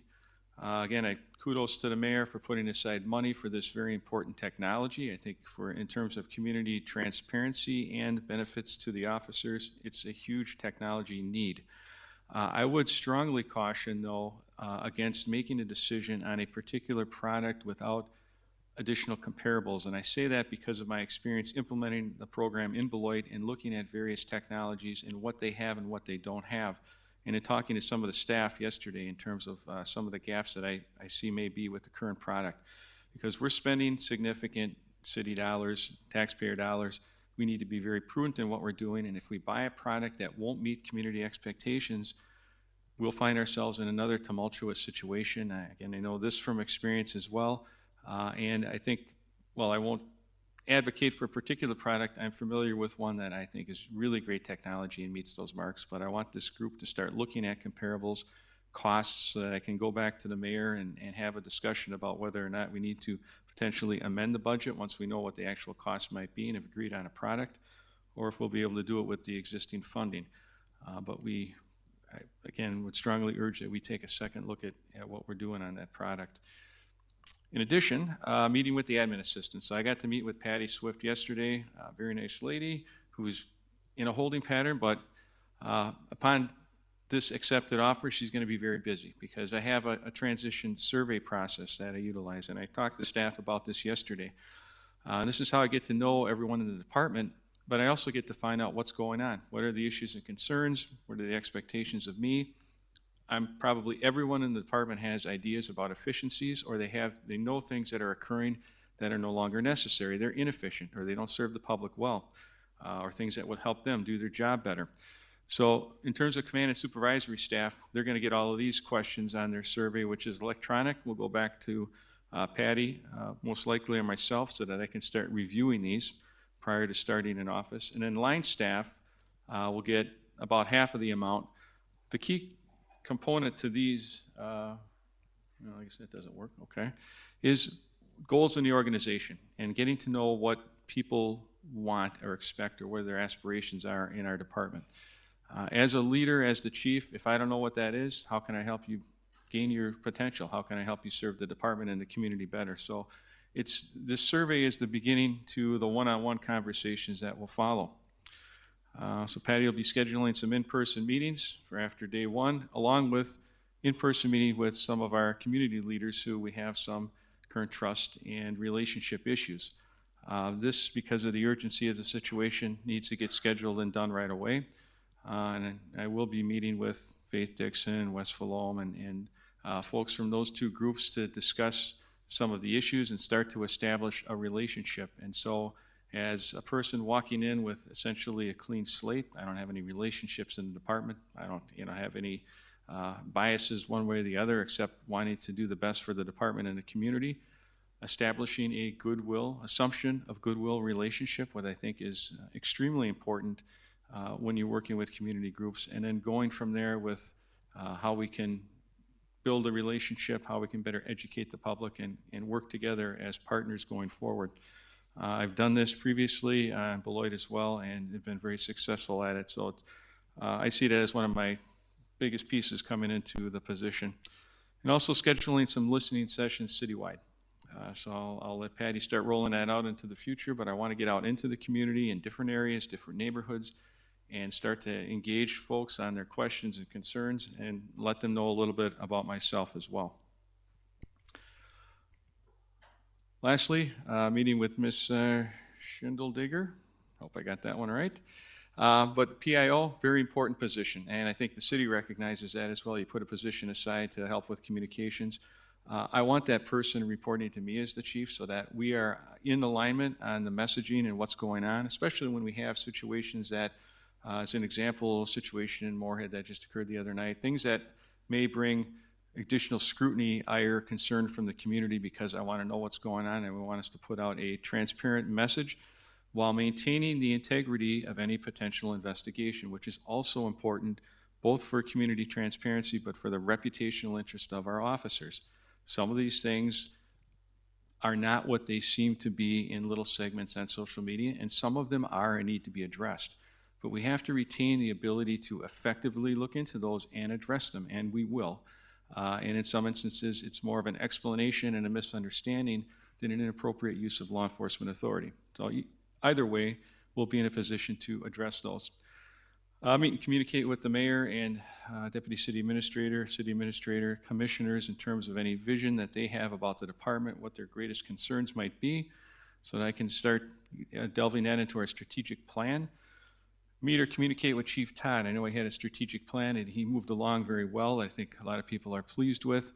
I don't know if there's pieces that are still undone that need to be done, but I'd like to check in with him and see where we're at in terms of those processes. So as we put together our new strategic plan, and I've done some strategic planning thinking about this department from what I can determine looking at the outside, although I would be better informed as I start to learn more, I can put that next plan together and we can move forward on it. I have to obtain a partial waiver of law enforcement certification. I've already checked into that with the state, so that won't be a problem. And I need to relocate residency for myself and my wife. Obviously, we've had those discussions, and so that pre-90 day is going to be a busy time. I also have to make sure while I'm doing all of that, that I professionally and appropriately transition out of my current position. Obviously, I don't want to leave them in any type of position where things of significance are undone. I've done a lot of work already to put that into place, and I have a good second in command that is up to snuff in terms of any pending issues. So day one in office, I'm ready to start in-person meetings with command and supervisory personnel to follow up on the information I've learned in the surveys. I need to find out who's interested in starting to lead some of our new teams that are going to help form the future culture and operations of this department. Vision, mission, values, art as assessment, recruitment team. We need to expand recruitment quite a bit, and we need to diversify this department. Mental health and peer support. So we want to involve people within our department and actually people within our community. Our assessment and recruitment team at Beloit, we have community members involved in that. Roll call meetings, I'll be out meeting all the staff. Again, I love getting out and talking with the officers and the community and taking Q&A. I will always provide an answer. Sometimes not everyone may like the answer, but the answer will be professionally provided and it will be reasonably and logically based. I will tell you the truth, and just like I will tell the community the truth. There are certain things that people don't understand because it's not something they would know. And so having those conversations are very important. Meeting with the media, I'm sure the media has great interest in who the chief is and what the chief's plans and visions are, so we will arrange those sit-downs with our PIO and get those done. And then having scheduled our meetings, sit down with some of our community partners, Black Lives Matters and One Fargo representatives, to start working on those relationships and moving forward. Potentially amending the budget for the body-worn camera program, and also another piece of important training I think we need to bring here, implicit bias. And I've had the opportunity to do this in Beloit and work with a nationally renowned professor on this, and I am bringing him back to Beloit right now again for a lot of our new officers, but I certainly would look at bringing him here to Fargo and providing that really significant training for our department. After action report, I would really be interested in seeing the after action report on the May 30th unlawful assembly and the damage and things that occurred, so that I have a better understanding of how the department approached the issue, what were some of the things that could be done better, what's the learning point to all of that. So I'll certainly be looking for that after action report so I can review that and see if there's anything we would want to change approach-wise if something like that were to happen in the future. ICAT, another piece of important training, that is Integrated Communications Assessment and Tactics. That is nationally known and trained de-escalation training. Another important component, I think, for our police department, and it provides officers with a critical decision-making model above and beyond what they would receive in their law enforcement training to provide them options other than deadly use of force. So it's focused on de-escalating incidents that are not firearms related, whether they are edged weapons or blunt force, or we have people in mental health or drug or alcohol issues. And officers are trained to think about options to de-escalate and take different paths to accomplish the same goal. At the end of the day, we still may make the arrest. We still may take the person in mental distress into custody and get them treatment. But how we do that and the approach we take has a very important effect on the outcome. And so this training, which is, again, a national model and done in a lot of agencies across the U.S., we've trained everyone in Beloit on this, and I can see from the incidents we've been involved in how it has helped our officers immensely in their decision-making and ability to safely resolve incidents that would otherwise result in officer use of deadly force. Might have to have a little dispensation on out-of-state travel, but I've already spoken with the Police Executive Research Forum, and we would be able to get 2 of our trainers into the Iowa course, and the only cost is travel. They would then come back and train the rest of the department. From there, ongoing observing departmental processes to assess culture. This is an ongoing task for some time, and it really never stops, but I'll be looking at a number of different things in the department, asking a lot of questions and doing a lot of observing. And I've already asked a lot of questions over the last couple of days, probably to the ad nauseum to some of the folks I've been walking around with, but that's how I understand what's going on, and it's how I determine why we're doing things. And sometimes in an agency, especially if you've been in an agency a long time, we are doing things because we always did them that way, and we never really thought about why anymore. And sometimes it doesn't make sense, or sometimes we should be doing something different. So a large focus on that. 60 to 90 days out, we start focusing on the city and the community, meeting other department heads, learning city processes. There's a number of community groups here in Fargo. I've watched from a distance the Ubuntu Racial Dialogues, which is something we participate in. It's crucial conversations in Beloit. But going to those community groups again and hearing their concerns and creating those relationships. Collaborating and being an active participant in the Human Relations Commission We Are One project. That would certainly be something I would be involved in. And then holding these listening sessions which lead into the conversations with community in terms of educating the public on all of these things that we see bring conflict between law enforcement and the public, most of which are avoidable if we have, first of all, an assumption of goodwill and trust, but we also understand what our roles and obligations are. Citizens have roles and obligations, so do law enforcement officers, and we have to appropriately use our authority when we're in those positions.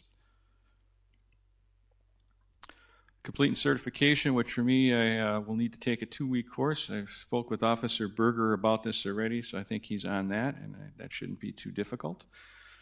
Meeting with our community service providers, business and criminal justice partners. Again, a lot of great institutions and a lot of community support here in Fargo, our downtown, our other business associations, or maybe some neighborhood associations that I'm yet unaware of. Boys and Girls Club, I'm a member of our Boys and Girls Club in Beloit. The Y and the YWCA, again, important partners with law enforcement. Our Rape and Abuse Crisis Center, I also serve currently on the Board of Family Services in Beloit. They are the umbrella organization for our domestic violence shelter. So we have connectivity with our department and our domestic violence team, and we instituted LAP as Lethality Assessment Protocol, which is also a national model that helps better assess the potential danger to domestic violence victims. There's a number of key questions that are asked of the victims to determine whether or not they are in graver danger than they may think, and that escalates the response of the domestic violence resource personnel. So we work in partnership with them, and that's been a great project as well. Also reaching out to our university, criminal justice heads and associations, school administrators and school boards in terms of relationships, but also we've got our school resource officers, our community engagement officers, and I think all of these organizations may have some input, insight, or thought about things that have been good with the police department and things that could be better, or suggestions. So those are the kinds of things that I need to know, again, as chief, so that we can start to formulate where the department needs to go and where we need to improve. Obviously, all of the criminal justice partners in the area, and I've done this in Wisconsin for all the organizations I worked in, but I am an active member of our state association, the International Association of Chiefs of Police, where I sit on the mid-size agency board, and the Police Executive Research Forum. So I believe in strong relationships both locally, statewide, and regionally, and nationally with our personnel, so that we can work collaboratively together to accomplish common public safety goals. And at the end, evaluate and assess, because we need to have that. So I need to review and report out to the commission, the mayor, but also staff on what were the findings of this evaluation. What training, resources, and equipment needs or mission confusion I have found in some of my organizations that when I do the survey, some of the officers not really sure what their mission is. They're confused. That's a message for me that we need to do something different. Either I need to explain more, or we need to get some people on the right part of the ship. But it's good input for me, and then the officers and the staff need to know what the outcomes of those surveys were. Identify and implement any quick wins or address critical issues. If there's a critical safety issue that I identify, that would be the exception to how I manage change, because I won't let a critical safety issue go unchallenged. It's going to get fixed. I've done this in Beloit, I've done this at the state and in Milwaukee, as well as quick wins. Quick wins are something that I can make the decision on today that's going to alleviate a lot of stress on the officers. As a quick example, when I started in Beloit, I noticed that at the time they had shotguns. The shotguns weren't in the front of the squad. They were in the trunk. I know from my law enforcement experience that when you need a shotgun, you need it right now. You can't go to the trunk and take it out of a case and deploy it because something already happened. And as I did the one-on-ones and the surveys, I found out almost to a person that the reason the shotguns were in the case in the trunk was because the former chief had discovered that in one instance someone had placed gum into the barrel, and that wrecked the gun. So because of that, he took all the guns out. So something as what would seemingly be as ridiculous as that was a quick win for the officers, and how much better did they feel about their own safety. Budgetary needs and preparation for the next fiscal year, what grant opportunities are out there. I know we're in a tight budget timeline, and we may have to think about amending budgets based on the results that we find, but I think that everyone would be open to that for the benefit of the community. And that 120-day report out to the mayor and commission. So that's essentially my transition. And I, as I said before, has done some strategic thinking on the department as well, but I'll see if that comes up. Thank you.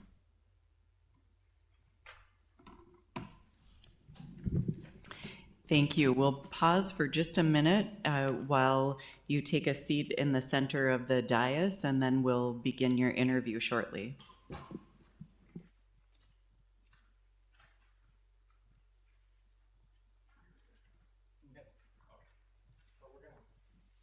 We're going to move your chair. Everybody keeps in the same chairs. COVID protocol. Just your thought. You know, it's a whole new world. Yes, sir. Thank you.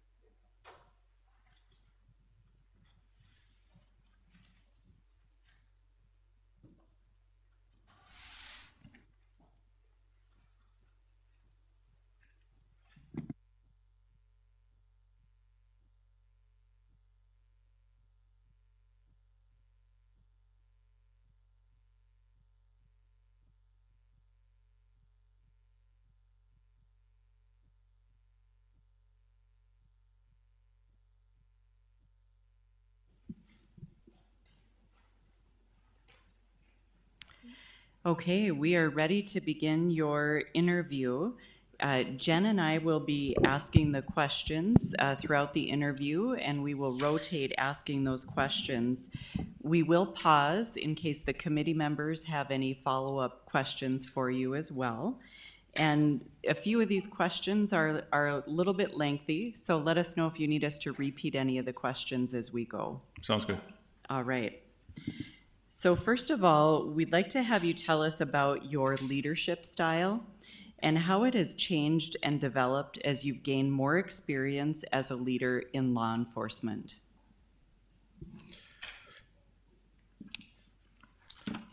My leadership style is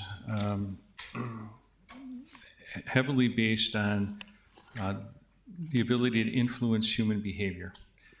And that is best done through building relationships versus legitimate authority. Sometimes we have to use legitimate authority, both inside of our organizations and externally with the community, but the ability to build and garner relationships provides more influence, and it makes you less reliant on having to use legitimate types of authority. And with that is the expectation that all of our personnel are leaders. So everyone from myself to the records clerk is a leader in our organization, and they have responsibilities not only to the department but the community. They are looked upon by the community and in the various ranks and roles as leaders. And the decisions they make can greatly affect the lives of others. And that's why the work that we do at all levels of the police department is so important, and that's why it gets appropriate scrutiny and undergo a lot of questions and things of that nature. So it's a dispersed leadership style. I believe in pushing down decision-making to the lowest level possible, wrapped around the theory that everyone ascribes and understands what the vision, mission, and core values are of the department. I don't believe that micromanaging or doing things of that nature are productive, and they also don't help us develop our personnel.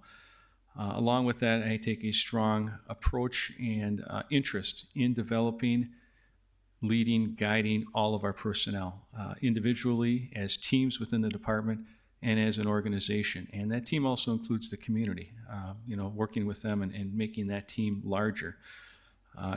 Again, I think it's extremely important that we understand what personnel value and that they know that they are valued and respected for the work that they do, and that internally and externally with our community, everyone is treated with dignity and respect. That's a standard philosophy. It's also another pillar of procedural justice. Everyone wants to be treated respectfully. And so we ask that internally and also within our community. As we develop personnel, putting them into positions and creating opportunities for them to excel is also extremely motivational. And as you know, this position, this career is extremely stressful, but it's also extremely rewarding as long as people know they're valued, they're respected, they have opportunities to succeed, and they're properly rewarded. So you want to reward the behavior that you want to instill, the behavior that you want to see occur. And that's why discipline is also important, because if you're rewarding the wrong behavior by not taking disciplinary action in an issue, you are telling everyone else that that behavior is okay. It's okay at any level of the organization.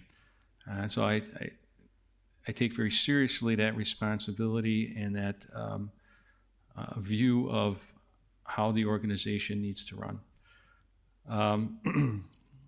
How my leadership style has developed, it's really developed over the course of my 36 years. When I started, I guess I've always have had and still do have a very strong passion for law enforcement. I believe in what we do, and I believe in the importance of what we do, as well as how important it is to our community.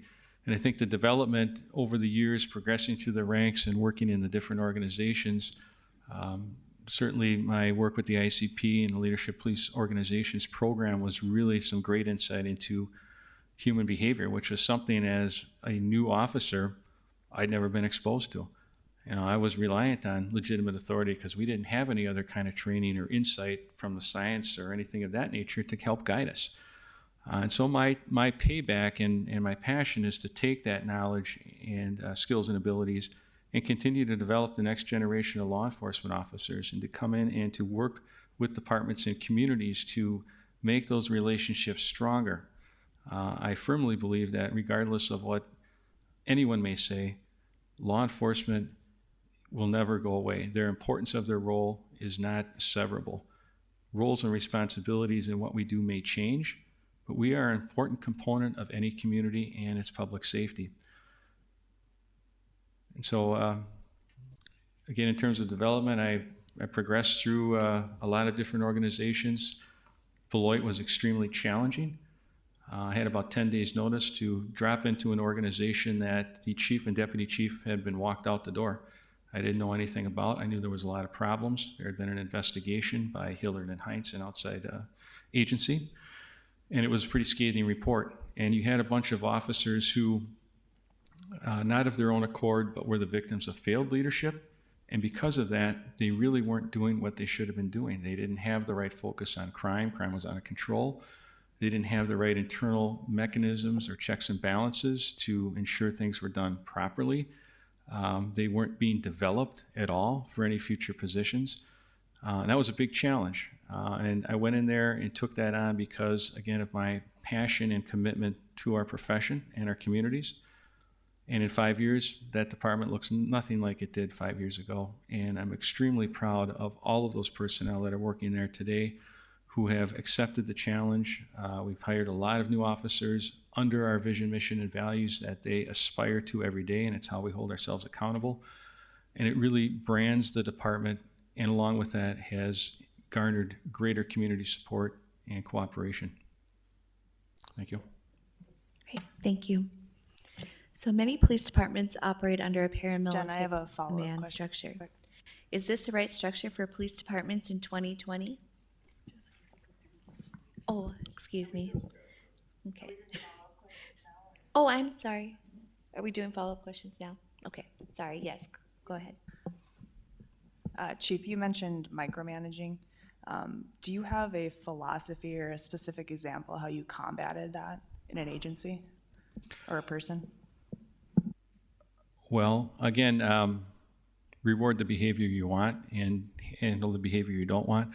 So the expectations to my command staff and all the way down from supervision when we do our training and development of those personnel is the idea that we want them to be able to think on their own and problem solve. The three biggest things that we need to have skill-wise: problem solving, judgment, and decision making. And sometimes, as in Beloit, they were never trained that way, and that it was a big shock for them to have to do that.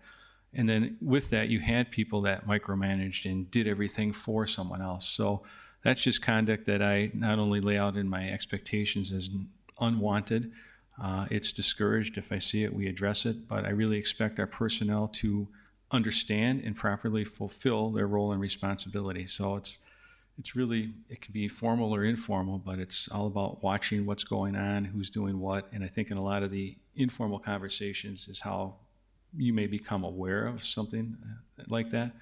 But I really think that, again, pushing down decision-making to the lowest level is important and giving people the ability to work in that values-based playing field. As long as they're on the field, I want them to innovate and come up with different solutions to problems. We want to be able to solve problems, and the same response is not always going to work. So if we don't give them that latitude, we have boxed ourselves in.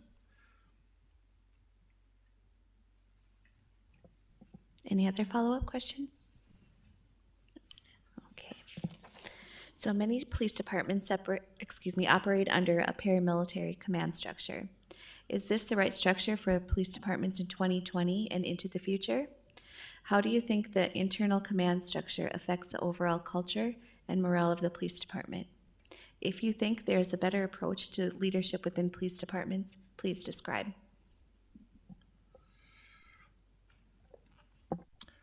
Well, we do have a paramilitary structure in law enforcement. I think it is appropriate because you do have to have command and control. And I think without that, you are an agency fluttering without guidance.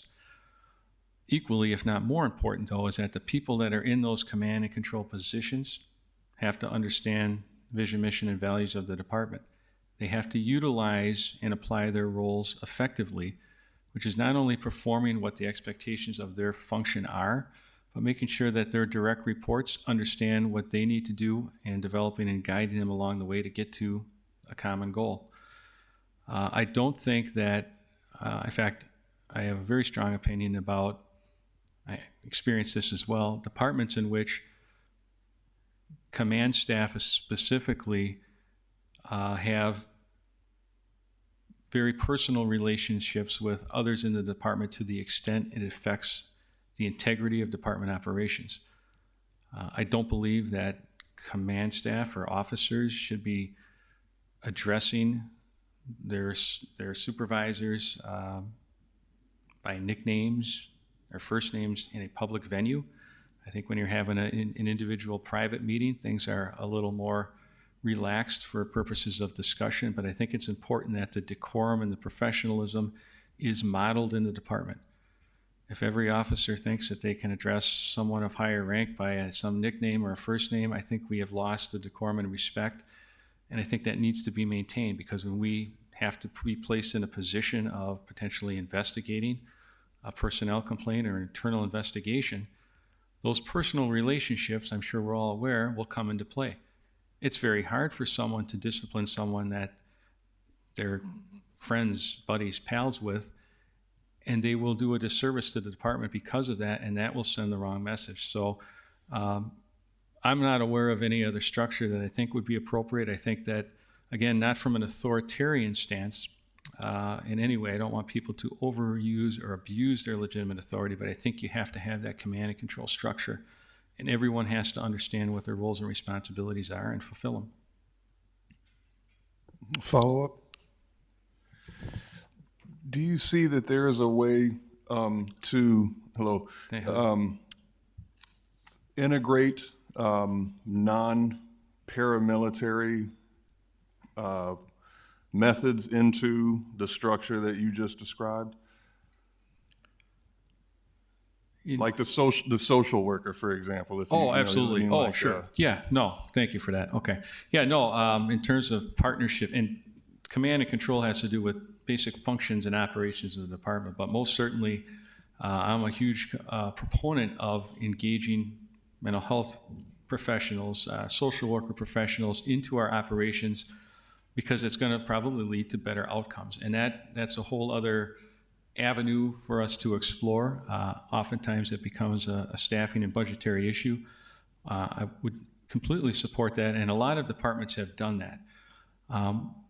And that's fine, with the caveat that everyone understands that doesn't negate the need for us to train all of our officers in crisis intervention, in de-escalation, because at the drop of a hat at 3 a.m, we're going to send to that call. We might not have the social worker or mental health professional with us. So I think to the extent, breadth and depth that we can do that, that most certainly those are things that we should be exploring and integrating in as we're able to do so. Thank you.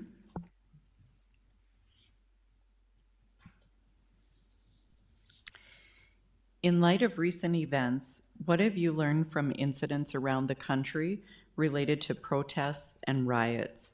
As the Fargo Police Chief, how would you support the right to a peaceful protest while protecting a city from individuals who use the peaceful event as an opportunity to incite a riot?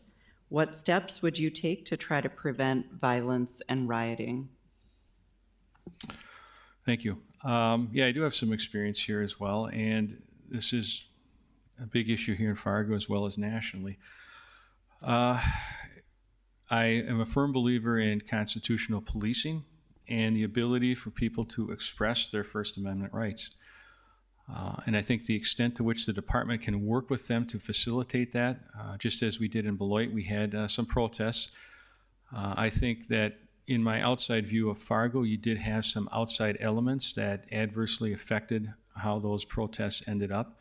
We were fortunate in Beloit because I think mostly we had local, regional persons who were there protesting, and they did, while they obviously had a large amount of emotion and legitimate concern and understanding that, largely protested peacefully. But we did help them along the way. We let them, if they were walking in the road, we provided some obviously traffic security for them. We don't want to see anything happen to them. And I think it's really all about the relationship with the organizers of those groups, because we were able to communicate with them, and we're here to keep you safe, but at some point we can't shut down modes of transportation for everyone else in the community. And I think what gets lost sometimes is the right of peaceful protest is a right, but everyone else that's not protesting also has constitutional rights to free egress and to travel. And while they may sometimes be interrupted as a result of these protests, if properly managed in cooperation with the police and those groups, that's not that big of an inconvenience. But certainly we can't shut down main thoroughfares for an extended period of time, I don't think, in the interest of peaceful protest. That's a discussion with those organizers. So there's I think a fine line there between, in terms of protecting everyone's constitutional freedoms. And to support that. In Beloit, we've met with our organizers and we've had a lot of these discussions, and our protests have gone well. We've been asked to participate in some of them. Otherwise, we did not unless we were asked, because understanding that these groups did have a lot of anger and concern as a result of especially the George Floyd incident, that we didn't want to, I guess from a micromanaging perspective, we didn't want to insert ourselves where we weren't wanted. But once invited, we did participate, and then we've had discussions since then. In terms of the criminal activity, the rioting that's occurred under the camouflage of peaceful protest, I think that absolutely we have to be in a position to address that. Now, it's very difficult. I've been involved in discussions already with the International Association of Chiefs of Police and the Police Executive Research Forum about these particular instances, because I recognize, as do other chiefs, I think, that the tools and tactics that law enforcement has in dealing with these events are kind of dated. And in some instances where we have outside influences, we're being outmaneuvered from a counterintelligence perspective, because those folks have a different agenda. They are more interested in debasing, damaging, or causing havoc within our communities and our cities and our businesses, and not peaceful protest, but they hide behind the cloak of peaceful protest. And so some of the discussions that I brought up and that we've been talking about is, first of all, someone needs to come up with some better technology. When we're trying to disperse crowds, and that's a whole other discussion as well in terms of curfew, is there a value to setting a curfew if the crowd is peaceful? I would say, as long as they're a peaceful crowd, why would the police engage in dispersing them at 11 p.m.? Again, we're placed in a position where if they don't want to leave, we don't have many options. So we use tear gas or CS, or in some instances, if they're violent, the rubber bullet. There's been a lot of approaches across the U.S., but I kind of have an issue with that, and I think that's a discussion, obviously, with city leadership in terms of that issue. But in terms of the obvious criminal activity that's occurring, the other discussions we're having is technology and tactics. I think that we have an obligation, and if you watch in some of the cities where people are actually in danger while a building is burning and law enforcement is holding a line, that's what we've been trained to do. So no fault of the officers. I don't fault anyone for that, but I look at it from a police leadership perspective and go, we've been doing that same thing for a long time. And there's people down the street in this building that's now on fire, and no one's helping them. And they're calling 911, and no one's getting there. I firmly believe, and this is the discussion we're having, is we need to relook at those tactics. We have to have the ability to protect our public, even when something like that's happening. And the tactics maybe need to be different. We need to have the ability to, maybe we don't worry about the line. Let's have a different team that's at least going out and trying to rescue people who are otherwise in danger, or in which significant property damage is going to occur. Because while I would agree that a building can be replaced, the other side of the coin is at what cost? And as we've seen in some of these criminal types of riots and protests, things of that nature have only emboldened and made them worse. Groups who have seen that cities are willing to give up significant infrastructure didn't stop there and go, okay, let's call it a day. They continued to take more infrastructure. In Seattle and Portland, they're occupying parts of their city. That is not acceptable. It's not acceptable to me. I doubt it's acceptable to the city leadership or our community. And so I think we have to be in a position to address that. I think that Fargo did do a very good job in terms of utilizing the National Guard, which is another effective tool to protect infrastructure, because I do think that's important, not only from the cost, but I think from the symbolism. And if that symbolism is going to cause more criminal and riotous activity, then there's no value in surrendering it when we don't need to. And I think so. I think there's a lot of future discussions to be had at the local level in Fargo is what our approach would be, but also at the national level and law enforcement in general and how these things should be better addressed. I have a follow-up. Yes.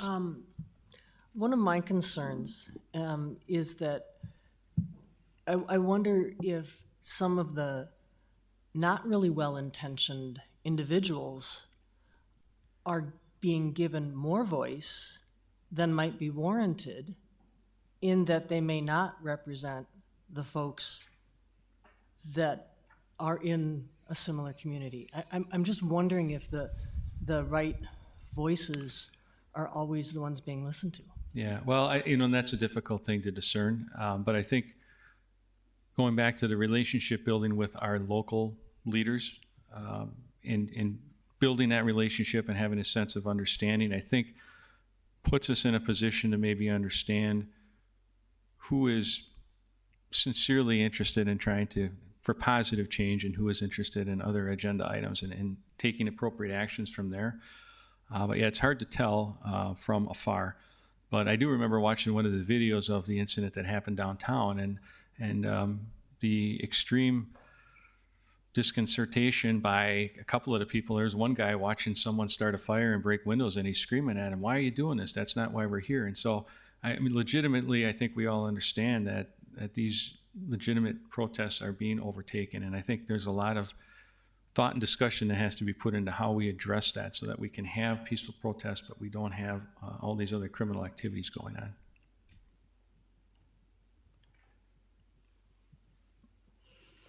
Okay, so morale is a common issue in law enforcement agencies.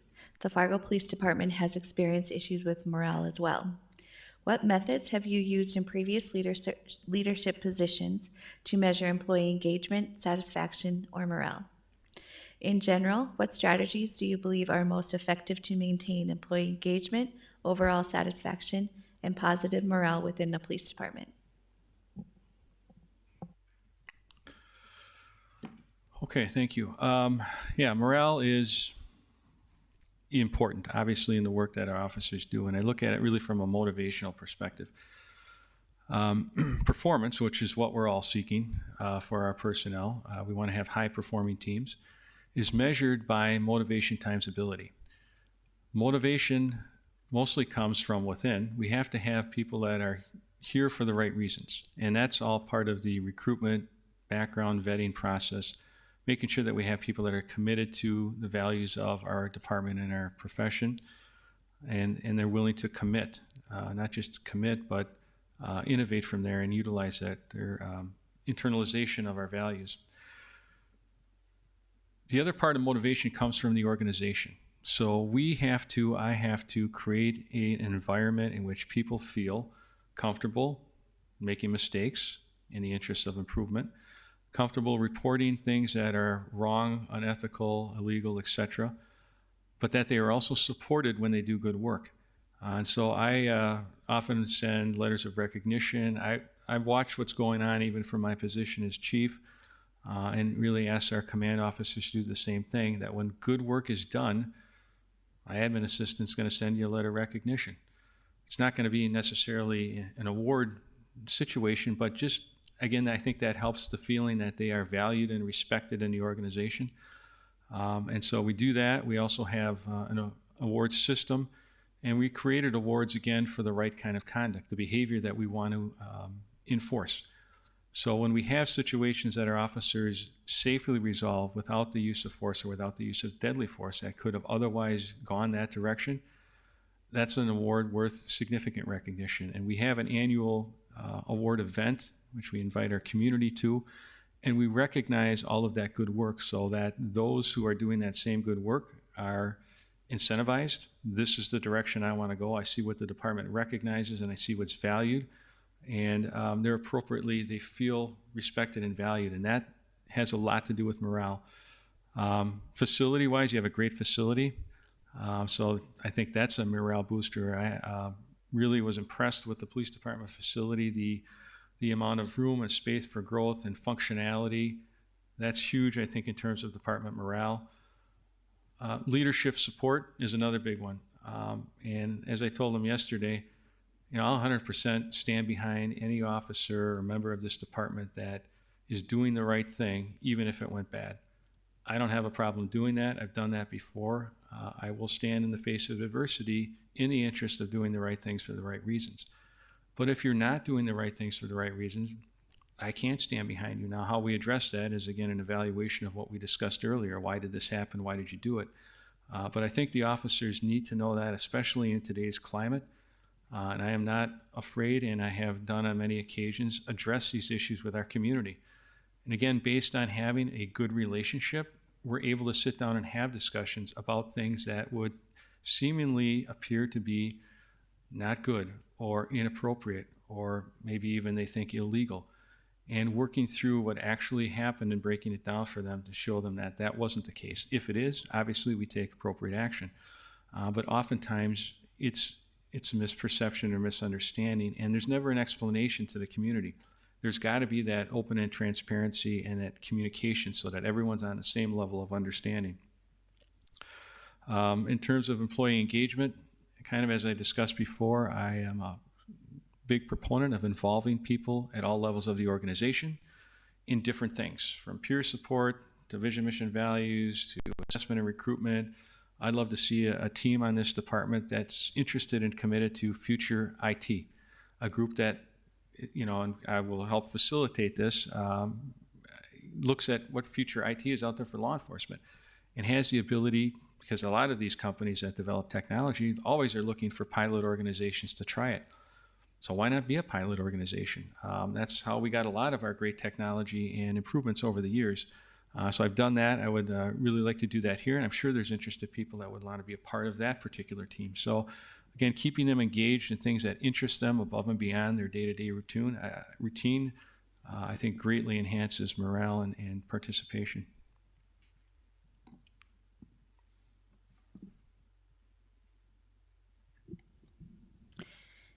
As the chief of police, you lead a command staff who are responsible for oversight of divisions of the department.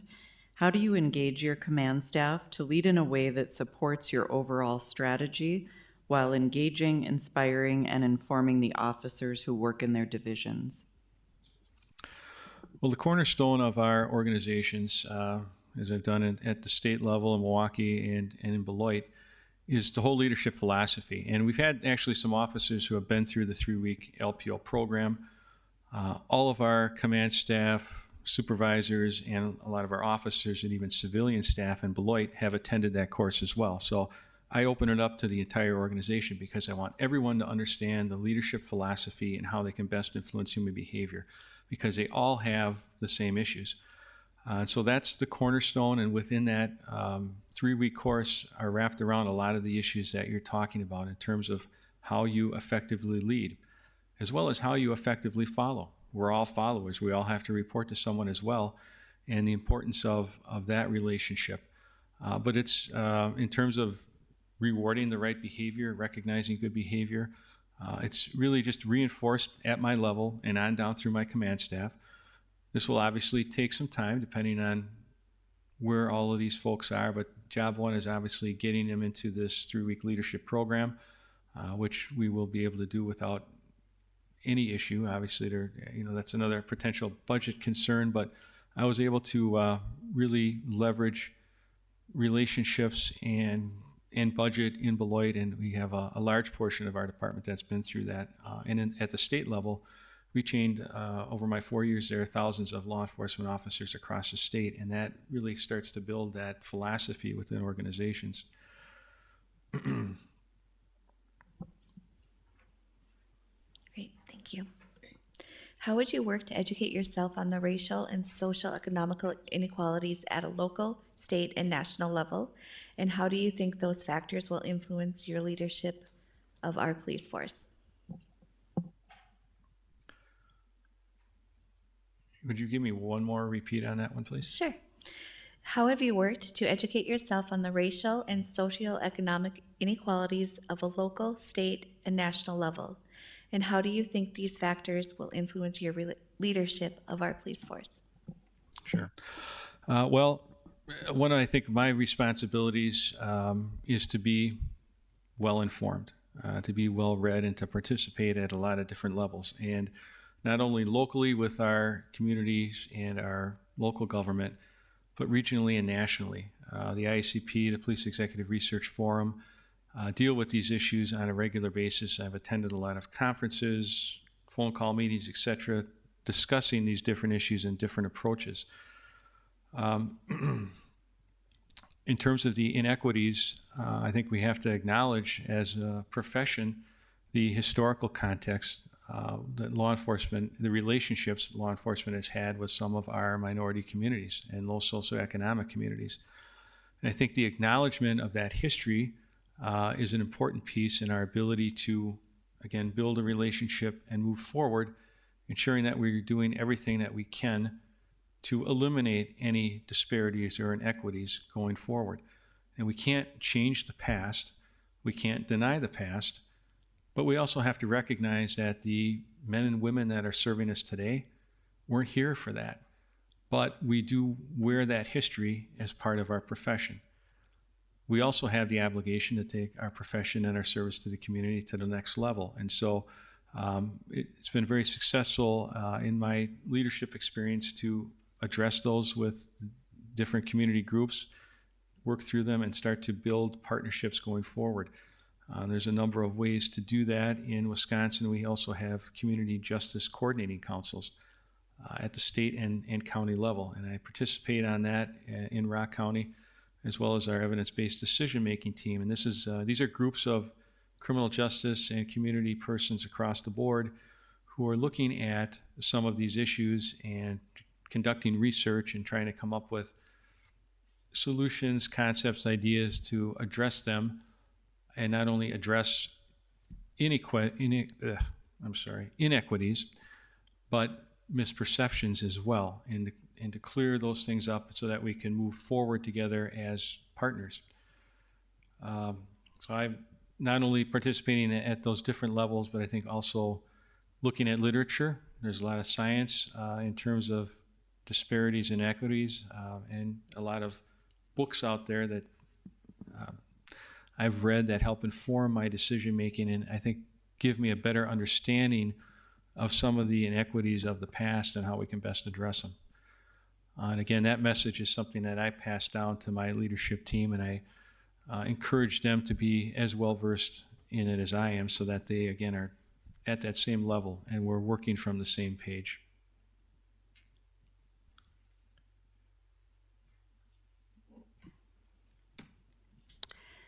All right, you've touched on our next question, but we'd like to have you describe your experience gathering and tracking police department data to maintain an equitable police force in regards to race, homelessness, income, and other demographic factors. How has this data been collected and analyzed in police departments you have led? And how have you utilized this data in your department's operations and strategic plans? Well, I am a strong believer in data, intelligence-led types of decision-making. In Beloit, I joined on early to the Police Data Initiative, which was an initiative that came out of the White House at the time as part of the President's 21st Century Task Force report, which addressed a number of pillars and suggestions for law enforcement improvement. We took that report and embedded it into our organization, and in addition, joined the Police Data Initiative. So our data is online for public consumption in terms of use of force, in terms of our crime statistics. We're working on traffic stop data. We ran into a little IT inhibitor there, but I think that information needs to be out in the public venue, and I think it helps understanding as well. And when you look at just our use of force data for someone from the general public to view, they would see that out of about 54,000 calls for service, our department utilized force 117 times. And about 70% of those encounters were nothing more than just getting someone's hands behind their back or setting them against a stabilization technique so that we could handcuff them. And I think what's important about the data and the way it's utilized in the department and how it's viewed in the public is what you count. Obviously, there's a large difference in what different agencies may do in terms of counting use of force. At the federal level, all they want to know is, did you kill someone, or did you shoot them and they didn't die, or did you have none? And that's the extent to which the federal government collects use of force data. At our state level, they ask for a few more things. Within our department, we have instituted that we will count everything. We want to know any time an officer has to resort to any level of force. That's reported, that's scrutinized, but it also tells us where we need to improve. Part of it also shows, we also track when we've had to use force and whether or not the person had a mental health issue or a drug and alcohol issue, because we know that there's a difference between those folks who may not have the ability to understand what we're trying to accomplish, and we end up having to use force to complete the act, as opposed to someone who does not have those issues and intentionally chooses not to comply with the lawful directive of the officer. I view those differently as well. But I think that tracking that, number one, the officers know that we track it. We know that it's scrutinized. So I think just like body cameras and the training we provide them, they are adept and have in the back of their heads that they need to be trying to do things the right way because it's being watched and it's being monitored. And from a community perspective, we're able to report out to our community here's what happened in the last year in terms of our use of force, and here's all the different categories that we report. And we've done this at community conversations. I've had our fence and arrest tactics and some of our commanders come out and provide the report and answer questions with the community so they can understand what some of our terminology means in layman terms, because a lot of the things they may look at online may not give them complete context to what we're talking about. In terms of homelessness, we've worked with our county homeless coalition to try and address those situations, and there's a lot of literature out there as well that I've reviewed and have made suggestions on to our county to better improve things for homeless personnel, persons rather. And there's a difference between the facilities that are offered in a community. Most cities offer just a dry facility, which means you can't come into our facility unless you are not under the influence of alcohol or drugs. I think anecdotally, most of us would recognize that a large portion of homeless persons do have alcohol and drug issues along with mental health. So they can never get into a dry facility. They can't get into that shelter. And there's no what's called a wet facility availability. And so in some cities, and there's a lot of literature on this, they have created wet facilities, collaborative wet facilities, where the goal is we accept these people in so they're not sleeping on our streets. And I've done a lot of walking around town, and I see the issue, but it's not unlike any other city. But providing a wet facility, so let's get these folks off the streets, and they work towards addressing their issues to get them to a dry facility. And then the ultimate goal is obviously getting them a place to live, getting them a job, and moving them along so they're productive members of society. But I think you have to have that other component, and I have argued strongly with our county, and I have not been successful, mostly because I guess of the budgetary implications, but that is very doable, and the literature is out there, and I'm well aware of it, and we would be willing to work with any of our community partners along those lines.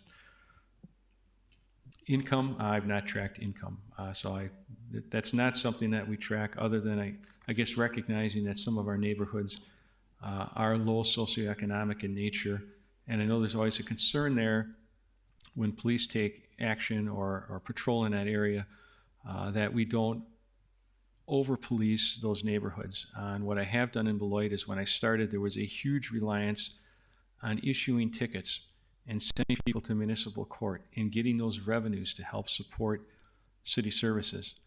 I think we all recognize that is a bad plan, and that's not a sustainable plan. And the people least likely to pay those fines are living in those low socioeconomic areas. So where are we going? And after they didn't pay their fine, the process was they would get arrested on a commitment warrant, and they would go to the county jail. And we, the city, would pay $55 a day to keep them in jail for a fine they couldn't pay. This is a lose-lose proposition. So I immediately started tamping down, focus on, that was a big focus when I started. We stopped doing that. When I started in Beloit, our budget to house people for non-payment of fines was about $180,000. We were paying that much a year to the county to house people who could not pay fines. Ridiculous outcome. We are now down to about $40,000 in expenditures this year because, first of all, it's not our focus. We don't do it if we don't have to. And I was also successful in convincing our municipal court to look at other avenues I know you have a process here for working in certain city areas to repay fines, and I think those approaches, or in some instances, if people are working garnishment and taking those types of actions, are much better outcomes than trying to jail people for not paying fines. So we had some success there in Beloit. I think there's obviously always room for that type of an approach here in Fargo as well. Follow-up? Yes, sir. So I think you addressed homelessness and the income. Can you address the racial part of the data collection? Yes. Thanks. Sure. Yeah, and that's the other part of our police data initiative, is breaking those numbers down. As I said, I wanted to have our traffic stops, and we could do this with our use of force now, and then that's actually being worked on. I think that's an important tool. And I think people need to see what the racial makeups are of all of those police activities. The caveat to that, though, is the understanding, and again, this goes back to we have to have an assumption of goodwill and a good relationship, is that crime and traffic stops and all those things don't happen. They are not commensurate with demographics of a population. People don't commit crime based on the percentage of any demographic. It just doesn't happen. It's not valid science. But I understand that there are some areas that may have too much activity, and they do contain people of color who feel they're over-policed, and that's an issue to deal with. So, same thing with traffic. You have people flowing through this community that don't even live here. So there is no scientifically valid way to measure that, because in order to measure disparity, which could equate to bias, and some people would say, well, if there's disparity, there's bias. That's not a valid premise either. We don't know that there's bias just because there's disparity. We will see disparity in the numbers. It's like if you look at any organization or any actions that are taken. But we have to look further into the context of that, okay? So we see the numbers, and it looks to be disproportionately affecting a particular group. All right. Now let's look at where those stops occurring. I think what happens is we're not delving deep enough into the issue to find real answers. Where are those stops occurring? Okay, now are they happening in one area of town, and is there a particular unnecessary focus there? Again, going to our low socioeconomic areas. Are we spending too much time? Are we writing too many tickets to those folks who can't otherwise pay? Although, again, understanding that there is a responsibility that we can't have people driving around town who don't have licenses, who crash into other people or cause other incidents. So there is a melding there of obligations and responsibilities on both sides. But I think in terms of your race question, it has a lot to do with the trust and respect for what law enforcement does, because the numbers without any other context will lead to that perception. In some cases, there could be truth to that perception, but we need to delve down further. Where are those stops being made? Who's making those stops? And so what we're working on doing is evaluating from that the work of individual officers. And in Milwaukee, we did this as well in terms of who's writing citations, where are they writing citations. And as you delve down into it, you might find that the officer was doing what we expect them to do. They were in the area that we needed them because that's where certain crimes were being committed. There is a lot of research out there that says that an increase in traffic stops has an effect on the reduction of crime. That doesn't mean that we need to stop every car and issue every ticket. And so what we've done in Beloit is I put a big focus from the beginning on, again, it's like changing behavior. We want the motoring public to be compliant, just like with crimes. So we don't need to write a ticket every time. We write more warnings than we write citations, and that data is available as well. So while we're still making the stop, we're trying to change the motoring behavior. So unless it's necessary to write that ticket, we're going to write the warning. Obviously, if we stop someone who doesn't have a license or is revoked or has some other warrants, that's an issue that's outside of our control. In terms of complaints about that, that's where our body cams and our dash cams have been very significant. because of historical context or because of past experiences that people may have had either in our jurisdiction in Beloit or another jurisdiction, or we have a large new American population here, their experiences are different. They may think that, hey, you're stopping me because the color of my skin. When the officer stops and explains to you why the stop was made and what's the outcome of that stop, those body cams have been very significant. We recently had an issue in Beloit where about a month ago, a minority member of our community had been involved in an accident. The officer went there, did the investigation. It was any accident like any other accident. This individual decided that they would go on social media and lambaste the police for their biased approach to the investigation, that they never came and talked to them because they were minorities, didn't care about their kids, and that they made a decision on the accident based on bias or race. Well, we saw that on social media, which you can imagine went viral pretty quick, especially on the coattails of George Floyd and everything that's happening. So on our own, after being made aware of this, we pulled the body-worn camera to see what happened. And actually, it turned out that nothing could be further from the truth. We viewed the video. The officer did a tremendous job treating both parties equally, explaining to them and ensuring their safety, and even didn't make a decision. He goes, I'm looking at this. I can't tell who's really at fault, even though both parties wanted the other one to get a ticket. And this particular individual didn't have insurance. The officer could have wrote her a ticket for not having insurance. Instead, he chose not to. And she was there with her 2 young kids. So we contacted her and we said, hey, we see your viral post. This is very damaging to our reputation in the community, and it's not correct. Would you consider taking it down or come and meet with us? We'll go over the camera with you and address your concerns. She chose not to. So we put that video out on our own Facebook page really in support of our officers, which I think is equally important. And you have to be very careful with how we do that, but I think it was important. We had a member of our community that was not being honest and truthful about their interactions with our department, and that has very long-standing adverse effects. So my responsibility is to fix that. We tried to fix it informally, and that individual made a decision, so we put it out, and our video went viral pretty quick as well. And I think that was a very strong message and a lot of good response from our community at all levels about the good job that we were doing and how we did handle the situation.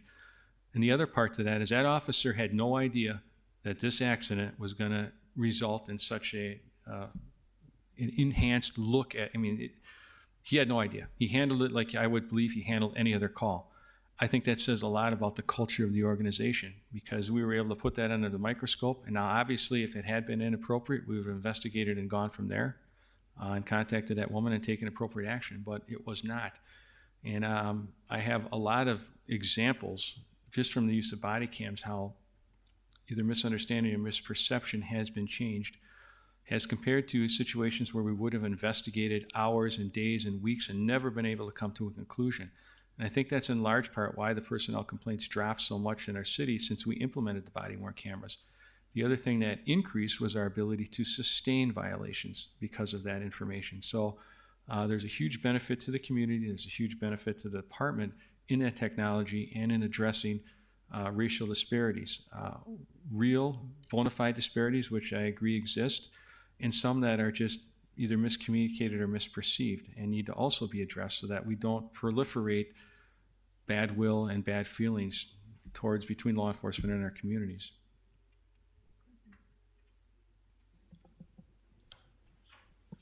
On that part of the question, you did touch on lack of trust when it comes to race. What do you have in place in fixing that? Well, we have in Beloit, and we will do the same thing here, is increased our proactive engagement with the community. Been hugely successful. We had a partnership with Culver's Cone with a Cop, where we would just get together with the kids and the community members, but increasing the community meetings, the conversations with the community.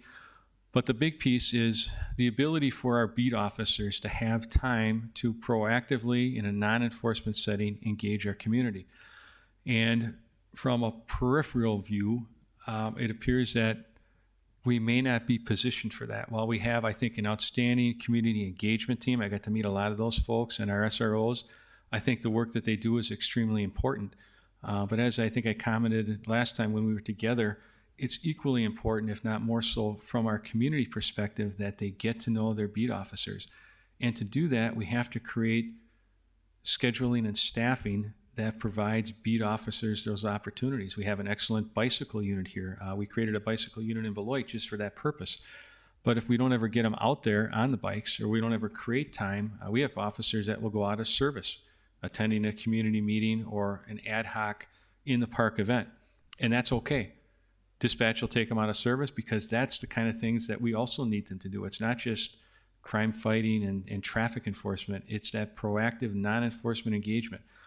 But the officers have to have that opportunity. And I think in some areas and on some shifts, we're pretty much going from call to call and not at the beat officer level having that opportunity. So I think it's great what community engagement's doing. We need to enhance that at all levels. And that's how you start to build trust.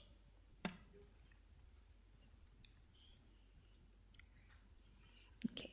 What was one of the most difficult decisions you've had to make as a leader in the law enforcement? And please describe the circumstances and the outcomes. I think one of the most difficult decisions, a lot of people would say, well, just firing someone and things of that nature, but quite frankly, that's always been an easy decision, because if someone has risen to the level of termination, I don't feel bad about it, because they have tarnished, denigrated our profession and done harm to our community. So I think internally, some of the toughest stuff is to remove people out of a coveted position or position for which they think they have extreme ownership. And I guess I would go back to when I was a captain in Milwaukee and overseeing the homicide division. We had a pretty elite group, and we developed our personnel to be very good, and we had a really good clearance rate. But we had one member who was also on our bomb squad that started to diminish in performance, and it was noticeable. Now, that could have been easily overlooked. I was also the commander of the bomb squad, so I had oversight and connectivity with this individual at various levels. And you can imagine how bomb squad operations is also very difficult. And so instead of overlooking that, first I had our lieutenants start to sit down and document and let this employee know that we were seeing some pretty bad performance deficiencies in a number of areas, and give him an opportunity to turn that around, change his behavior. Which unfortunately he didn't, and ultimately I had to have him in the office and have this one-on-one critical conversation about his future, not only with the homicide division, but with our department.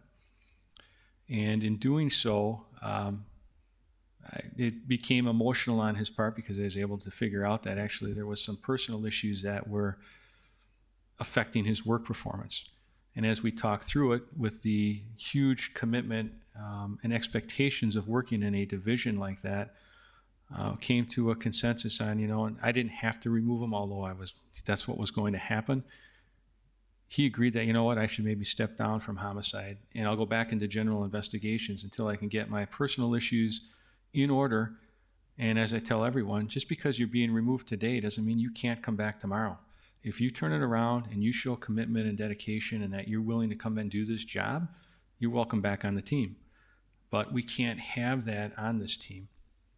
And that individual, surprisingly, did end up turning himself around, and towards the end of my tenure in Milwaukee, was actually placed back on the homicide division and performed well. He got his personal affairs in order. And sometime after that, actually reached out to me. He's now retired from Milwaukee PD, and reached out to me as a personal reference for one of the jobs he was applying for, and brought that up, and brought up that he really respected the action that I took, even though it was extremely difficult. And then if I had not done that, he would have continued to spiral downward, and who knows where he would be today. So that was pretty rewarding to hear that from another individual, another law enforcement professional, that, again, as we discussed earlier, if you ignore those difficult conversations, things are going to go south quicker, and you're not helping people.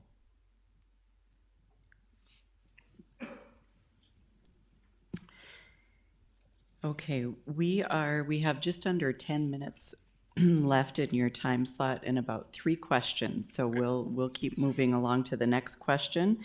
Tell us how you have developed work relationships through trust and respect. Please describe a specific example of your ability to maintain positive relationships with the staff you supervise. Well, relationships, again, are built on value and respect. So that starts out early in the tenure. And I establish those relationships with all my staff.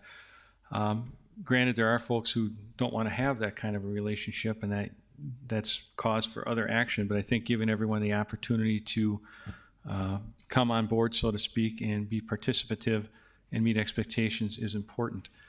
As the chief, obviously, you can imagine that it's important to have relationships not just internally with the department, but with other city leaders, other elected officials. And I have been successful in doing that in a number of situations, as well as with elected officials. And during my time with the state Wisconsin Department of Justice, we worked with elected officials to create legislation that enhanced training and standards for law enforcement across the state. Those were difficult bills and difficult discussions. And we also worked with them in terms of developing an officer-involved death bill that the legislature passed that had received strong reticence and pushback from the law enforcement community. And so that was also a difficult time. But again, taking an approach of goodwill and mutual respect, working through our differences and finding consensus versus conflict is how I deal with all of those issues. And I think that's the expectation, obviously, of my staff.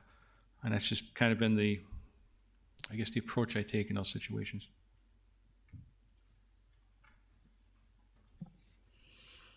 What responsibility have you had leading a strategic budgeting process for a police department?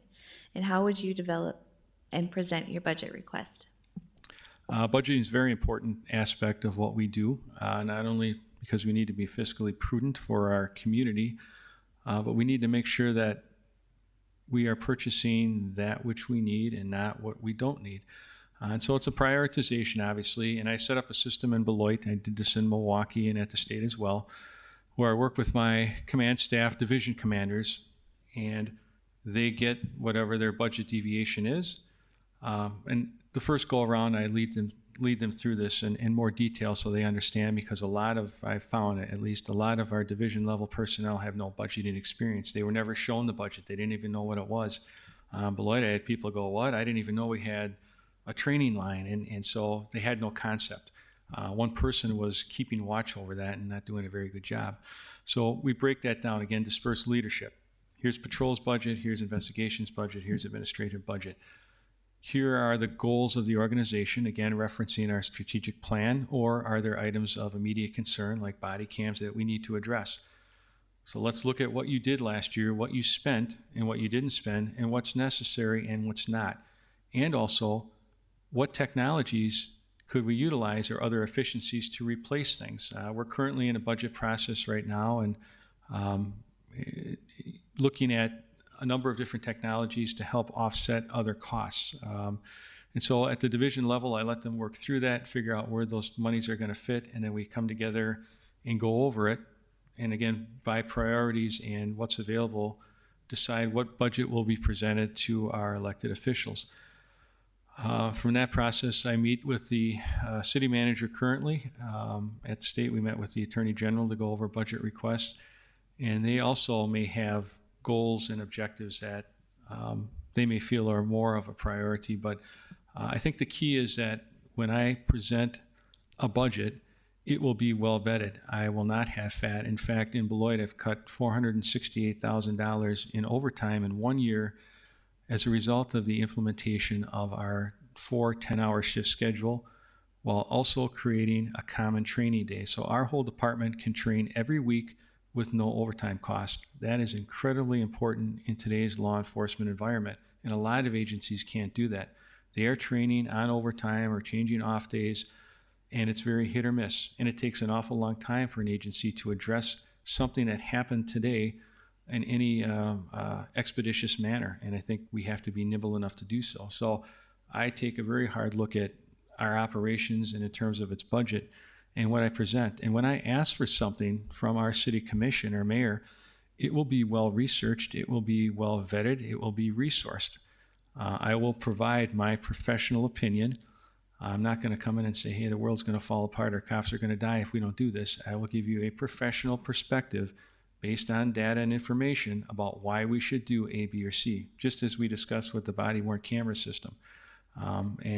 So you will have sufficient information, our elected officials will have sufficient information to make their decisions. And while I understand they may not always do what I suggest, they'll make their decisions in a well-informed posture. And we'll go back and try it again next time. So I completely understand that. But I think it's important for me to come forward with sufficient information to inform them and allow them to make those decisions. All right, our final question for you this morning. To what extent have you been involved in establishing, communicating, and following up on performance expectations? How do you align performance expectations with organizational goals? And please be specific in your examples. Sure. Well, again, performance evaluations, just like awards and letters of recognition and everything that we do, is wrapped around vision, mission, and values of the department and that initial branding. That's why that is so important. So when we look at performance evaluations, the personnel that I directly supervise and do performance evaluations for, I keep a file throughout the whole year. And again, I pass this along to our command staff as what I would say is a recommended model, because you're not going to remember at the end of the year, I assume you do annual evaluations, all the good things. You probably remember some of the bad things, but you're not going to have a very full context of what someone did over the course of a year if you're not tracking it. So I track that regularly for all of my direct reports that I have to do evaluations on, good, bad, and different, training that they've attended. And as I put it into the city's format for performance evaluations, I meld in how they have obtained. We list what the department goals were for the period and what they obtained and what they didn't obtain, and maybe something's pending, that kind of thing. But I meld in the values of the department as well. They did a great job turning around their ability to communicate internally and recognizing that as a value of accountability and integrity in the organization. Similarly, I will give them very frank evaluations, and I think everyone always has room for improvement, including myself. But it's how it's delivered, and it's based on information. So if I think someone's doing a really, really terrible job in a particular area, I will have information and examples to show them. Here was an email communication where you were really unprofessional and inappropriate with another department member, city head, etc. That can't happen again, and so we document that, and what was, after we met about it, what was the outcome. So the evaluation accounts for the full spectrum of their work product over the course of the year. Obviously, we try and be encouraging because we want them to continue to be motivated and perform at a high level. And then there's some folks that maybe based on ability or motivation for whatever reasons are falling below performance concerns. That has to be addressed as well, and I place people on performance improvement plans. In one instance, actually a command level individual, and it was successful. They turned it around and they made the necessary improvements. And in other instances, supervisors who did not and ended up getting demoted and ultimately removed from the department. So you have to be prepared to take action on those evals and follow through if you're going to document poor performance and also recognize good performance. Thank you. Are there any follow-up questions? I have one. Okay. Can I ask a question, please? I have a couple. One is about accreditation. What's your opinions on that? And then my second question is, obviously Wisconsin is a union state and North Dakota is a right-to-work state. And just if you could just talk about the contrast between those two. Yep.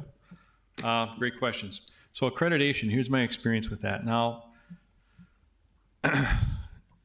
when I started in Beloit, and if you Google the Hillard-Heinz report, and again, they were not the fault of the officers or personnel for the most part, dysfunctional both operationally and culturally. And we had a big corner to turn, but those folks, it wasn't their fault, they had failed leadership. But that department was also accredited twice. They were accredited by CALEA. I know Mr. Kelly spoke about CALEA, and they were accredited by the Wisconsin Accreditation Committee, I forget the acronym, as well. So I'm walking into a department in which we don't even have supervisors on the street. We don't have people in roles of responsibilities. We're not addressing crime, but yet they're somehow double accredited. So I started delving into what does accreditation mean? And it turned out that what it meant, at least for them, was that once a year, they had to put together certain proofs so when the assessor came in, they could show them that we did all these things. Give us our accreditation and we're good. In fact, the chief that was escorted out said, how could he be removed? We're an accredited agency. We're doing everything right. But it was a fallacy, all right? It wasn't happening. So to them, accreditation wasn't part of their day-to-day operations. It was something they could wear on their cars and uniforms to provide the false belief that they were tip of the spear operation when they were everything but that at that time. So I called CALEA and I talked to them, and of course we ended up dropping out of both of those, but I talked to them and I said, how do you do your assessments? Well, we go there and we have a person that we know that we work with. And I go, well, let me ask you this. If you find that, and they would pull people off the street to do these proofs, pull in reports to meet specific metrics. And again, rules versus values, I mean, you're trying to follow a rule, but not a value of the organization, right? And they would spend all the time doing that. I go, what happens if they don't have all the proofs? Well, we give them a little time to, find it. Oh, so there's really no discreditation to any of this. It is keep us accredited, pay you money, and I'm not throwing rocks at accreditation because it can be a very good thing if done properly and if it's part of the organizational everyday operation. But in this case, it wasn't. And CALEA actually has changed some of their procedures since then, because one of the things I discovered was that our evidence unit had not been audited in probably 30 years, and there was so much wrong there that it would be a whole other conversation. But CALEA goes, oh, well, that's something that we don't look at. Okay, well, boy, that's a pretty important liability issue for any department. So that was CALEA, and then when I talked to our state organization, I'm like, hey, how did you guys accredit our department? Well, you guys are CALEA accredited, so we don't do the full Monty. We basically look at a couple things and assume that CALEA did most of it, and then we give you our stamp of approval, and please pay us our annual fee. So that's my thoughts on accreditation. You have Lexipol policies in place. I went to Lexipol and Beloit just for that reason. They're legally vetted. They're customizable for what the department's needs are, and I'm very happy with that operation.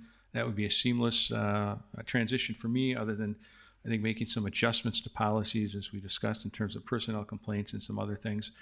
But I don't think accreditation is necessary unless the governing body wants accreditation and they would like to pay for accreditation, then, that's fine. But I don't think it's necessary.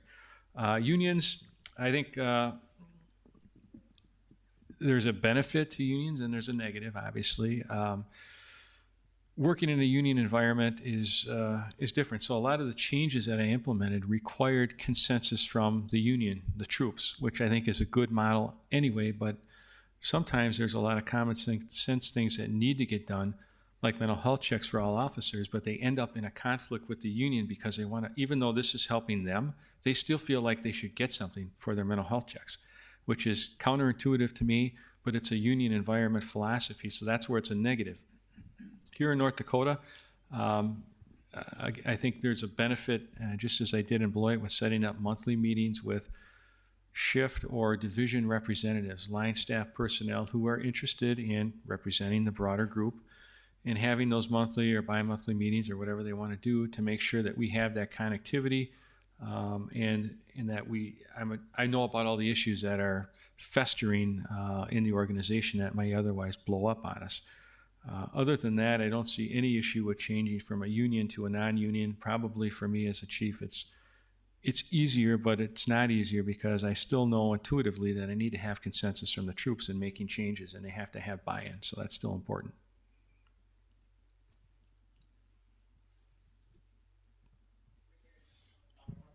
Sorry, were there additional follow-up questions? Yes, Mayor. You're coming from a smaller police force. Do you see a challenge in coming into the size of the city of Fargo and the size of the police force? When I look at your first 90-day challenges that you have there, it's a larger community than you're used to, and just curious how you feel you'll fit in, because you're smaller. It seems like in a smaller force, it's easy to do some of the challenges you have. But one of the things that happens as the police force has gotten larger and as the officers talk, there's turnover and there's new people in the organization. So how do you view that challenge? Actually, not in terms of challenge. I don't see it as a challenge at all. It's a great opportunity. My experience in Milwaukee, that was a 2,000 personnel force. And as a captain, I oversaw a police district with over 100,000 people, 200 some personnel. So in effect, I have already led organizations larger than the city of Fargo in these different positions. And albeit Beloit, as the chief, is smaller, the approach, the leadership philosophies, the things that are necessary are still the same. I would agree that it's going to take me a little longer to do some of the things in my initial transition than it may have in Beloit. But I'm a fairly ambitious, optimistic person, and I'm going to push forward. And this will be a little different, more so because of the distance in relocation for me.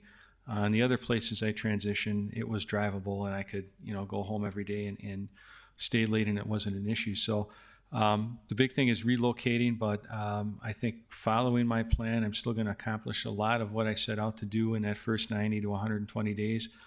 It's going to take me through the rest of the year at least, if not into early 21, to have all those one-on-ones with all the cops. I completely agree with that, but I still think it's valuable and necessary, and I'll get it done. So I'm extremely excited about the opportunity to be the chief here, and I don't have any qualms or inhibitions about the size of the city or the size of the department or any of the issues that need to be addressed.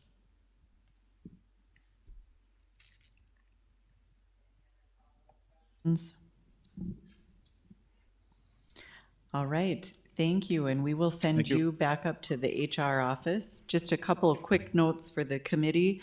We'll take a break and allow you to complete your scoring and reconvene at 10:50 for the next presentation. Just a reminder, as you're completing your score sheets, if you do make any changes, please initial by the changes that you are making on those score sheets. Thank you.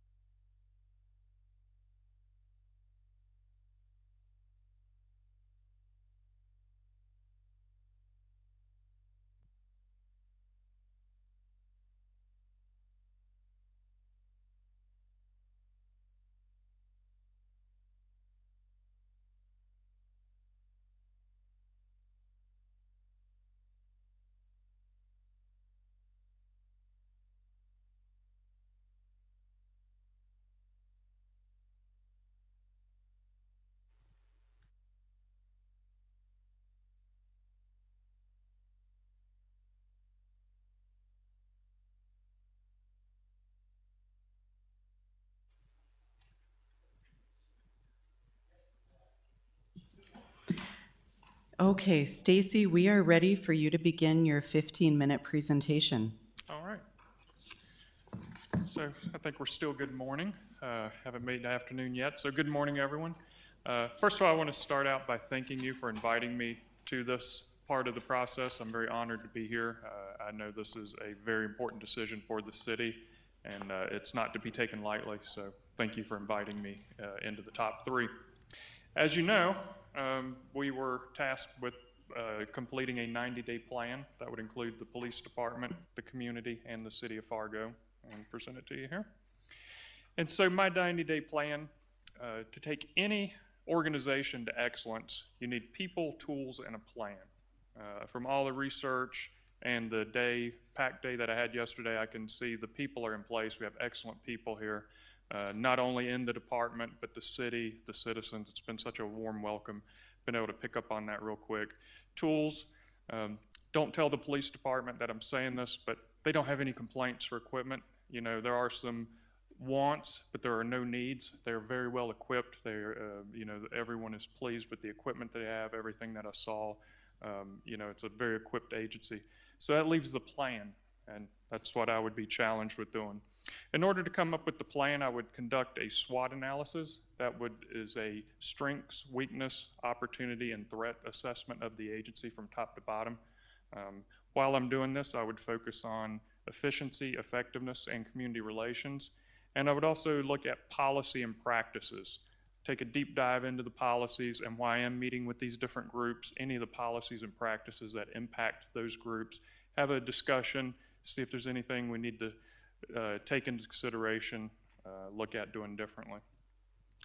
For example, while we're talking about policy, body cameras. I know by watching the commission meetings that body cameras are coming. It's not a choice, and that's going to be a priority for the police department. But it's not as simple as just buying body cameras, pulling a policy off of Lexipol and putting them out on the street. There's a lot that goes into body cameras. First of all, just the trial. I initiated the whole process with Newport News Police Department. I ran that trial. I know the interim chiefs talked about Panasonic, which is a very good camera, but we should let the officers try everything that's out there. Panasonic, Motorola, and of course Axon are kind of the three top products in the market. We should select some officers, let them try all three. This is going to be what they're wearing every day. We should get their input on what the trial. Purchase. We have some power here. We're the largest municipal agency in the state. We're also part of a very large metropolitan area. There will be plenty of lucrative incentives to win our contract because we are a leader, so we should leverage that to our advantage, not only from the competitors, but also from Panasonic to keep us, because there's nothing worse than losing to one of the competitors. So there's all little ideas, and also when we purchase. If right now the timing's looking like we'd be ready by the end of the year, and that's ideal because end of the year deals are made to close them out by the end of the year. So there's a lot of things at our advantage being in the system. I know that front and back and could leverage that. We need to seal up the policy. The biggest one is when to release videos. You do not want to wait till you're in crisis to develop a policy. That's not going to be a good policy. It needs to be in place beforehand. There's a lot of stakeholders involved, and this is the top decision of when do you release a video after a critical incident. The community is going to want to see it right away. The prosecutor may not want it released right away. It could damage their case. So we need to have those discussions now, and it needs to be in writing beforehand. And of course, some we may be able to release sooner, others we may have to hold on according to the circumstances, but we at least need some guidance before we get into it. And then the community engagement and education, we need to let the community know what to expect, what we've decided on. If we prepare them to say, hey, whenever possible, we will release it within 24 hours, but there are certain instances, or maybe the prosecutors put his foot down and says, on these cases, we will not release videos. You know, we have to take that into account and educate the community so they know what to expect. Our community partners, we don't want the school principal to see a body camera for the first time on the first day of school when the SROs show up. We need to have these meetings beforehand, come to a consensus on when we will record, when we won't record, make sure they understand how they work.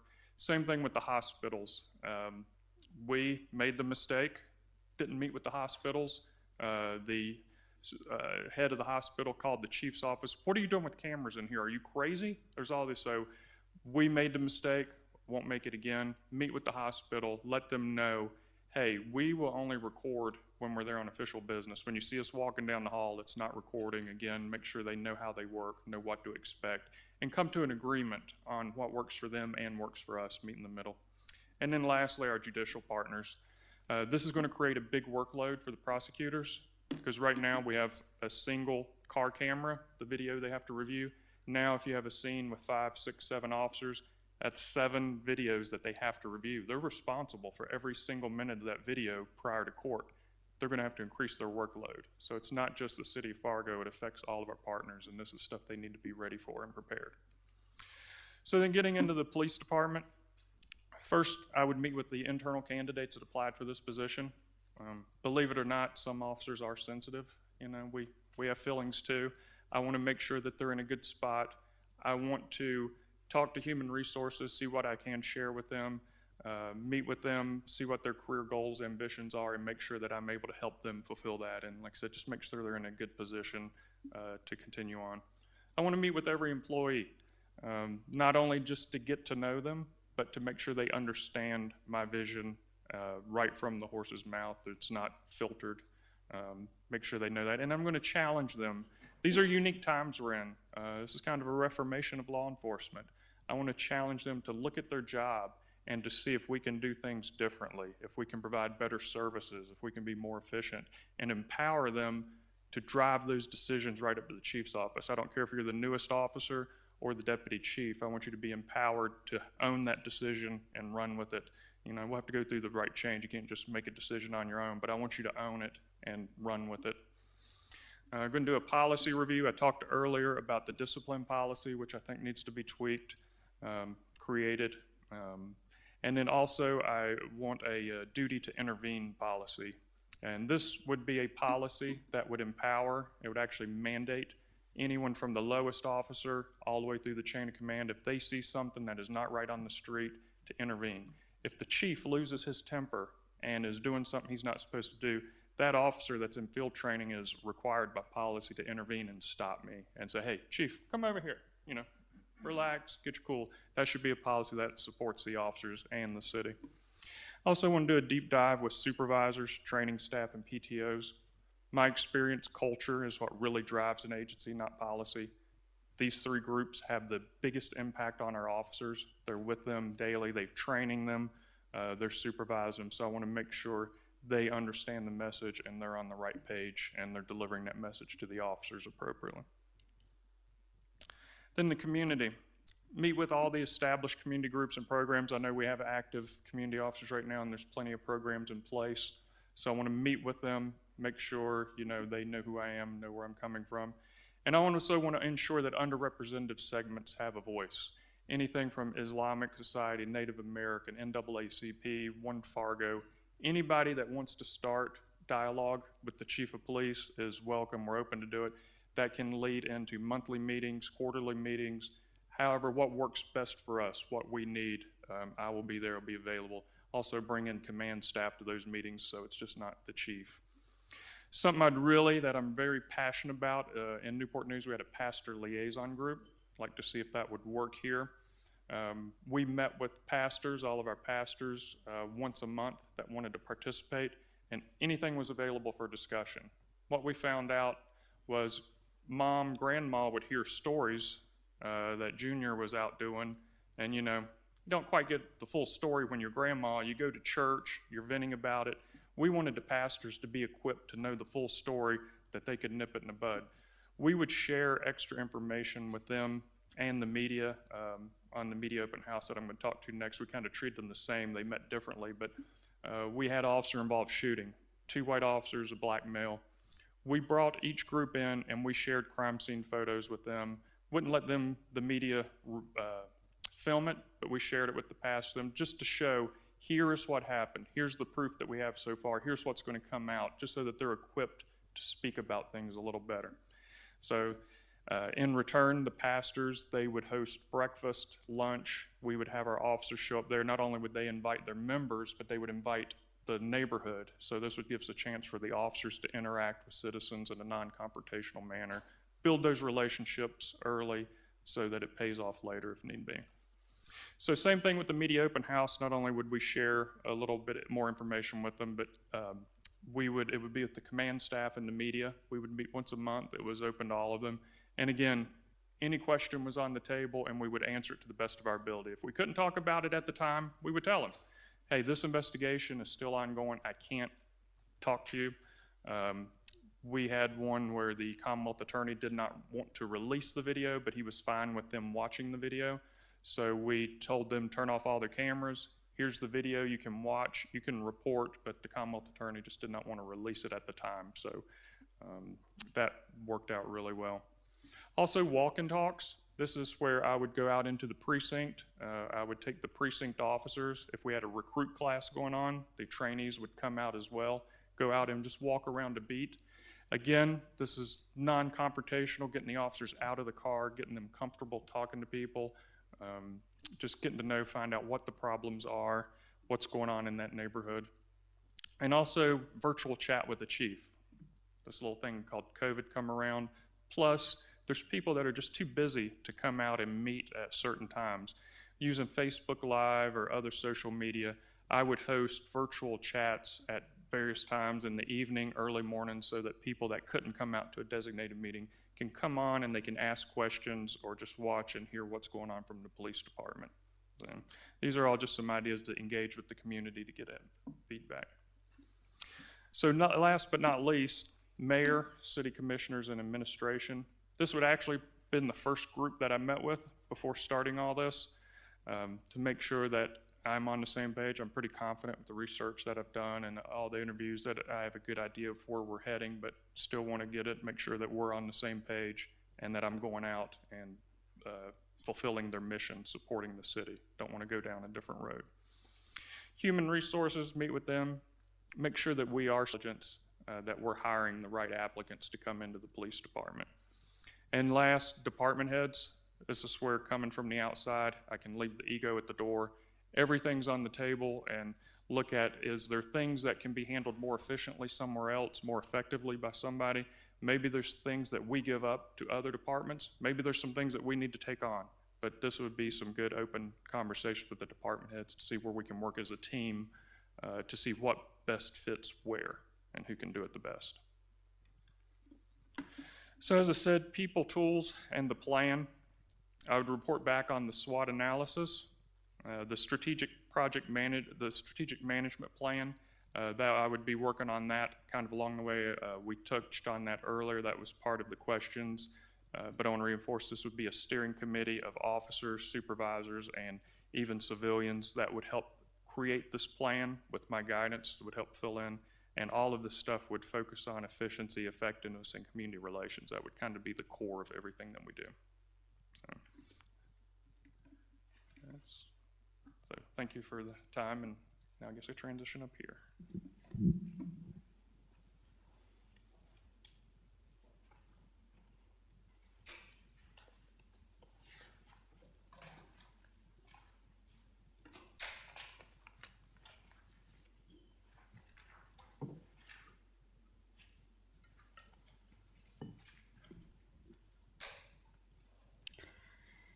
Stacy, thank you for that presentation. We're ready to begin your interview. Jen and I will be rotating, asking the questions for your interview today. We will pause between questions to see if there are any follow-up questions from the committee. A few of the questions are a little bit longer, so please let us know if you need us to repeat any of the questions for you. Okay. All right. So we'd like to start off by having you tell us about your leadership style and how it has changed and developed as you've gained more experience as a leader in law enforcement. So my style is really supporting the officers and providing them with what they need. Clear communication, need to set the goals out front, the objectives, make sure that they are communicated efficiently and clearly so that everybody's on board. And just being out, you cannot manage from behind the desk. You have to be out to make sure that these things are being implemented, check on and make sure that the rubber's actually meeting the road. And I would say as I progressed, you know, I went from a doer to it's really hard for me to stand back and keep my hands out of things. When I started the police academy, things like that, those were projects that I owned, and the body camera. So I was used to just doing the work and getting it done and going at a fast pace and moving on. So it's really difficult as you move up to stand back and let those other supervisors shine and do their thing. So I know that this is a weakness of mine, so I constantly keep myself in check and make sure that I'm managing and supporting them and not getting too involved, but letting them know that I'm always there. And one of the ways that I work around this is just asking a lot of questions. So I ask questions instead of giving guidance, and that way make sure the thought process is in and that they understand where we're going. All right. Many police departments operate under a paramilitary command structure. Is this the right structure for the police departments in 2020 and into the future? How do you think the internal command structure affects the overall culture and morale of the police departments? And if you think there is a better approach to leadership within police departments, please describe. Yeah, I think we've been moving away from paramilitary. I know our academy, we completely, I don't want to say completely got, but we took more of a collegiate approach to the academy itself, which that's kind of the last stronghold for the paramilitary. You know, we're bringing very smart, bright young men and women into the department now that are college educated. They don't need to be brought in and screamed at and treated like kids when they're in there. Yes, we need to instill discipline. There are times where an officer needs to do what he's told, but those are rare. For the most part, we're taking a 20-something-year-old and putting them out on the street with a gun and a badge and expecting them to make decisions on their own. So we need to treat them like adults from the beginning and give them those tools. There are times where we still need the structure, you know, the riots, civil unrest that's going on now, those are times where you definitely need that structure in place and you need to be able to command and control. But 90% of what we're doing are officers out on their own making these decisions. This is actually where the advantage of being in the private sector will pay off because taking that break and getting exposed to different types, the lowest person in Axon, they are empowered. If they come up with an idea, they run with it, and they're supported by the agency to go with it, and you break out of the norms. It's not the old way of, well, you report up the chain. If it gets up to the top, then we will figure out and we'll do a committee and we'll kill this in committee. No, whoever has this idea, they can run with it. We give them the resources, temporarily reassign them to do their thing. So I think that could really work in the police department. So we're looking at a hybrid of both, but really the paramilitary is going to be a very small portion of that hybrid relationship.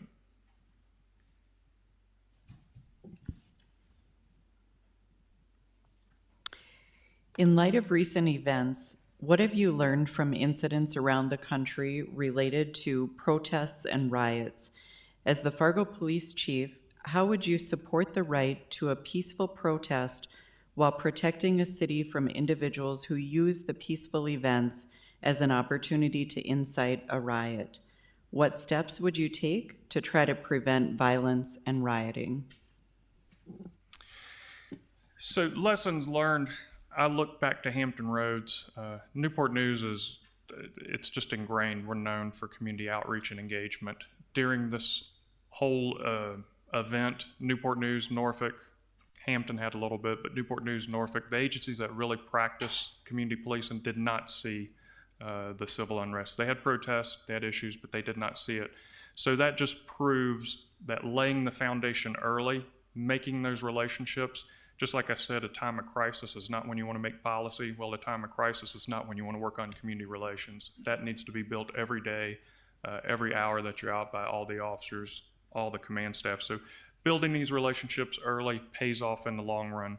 We had a lot of community leaders in Newport News that stepped up and helped keep the peace and reminded people, hey, you are here to protest, but let's not act like these other cities and embarrass ourselves. When it comes to the actual marches, different things, I would like to meet with the groups beforehand. We would reach out anytime we got word that anyone was going to do a protest of any sort. We would reach out, find out what their goal is, and support them. If it called for shutting down the street, originally we would only allow them to be on the sidewalk.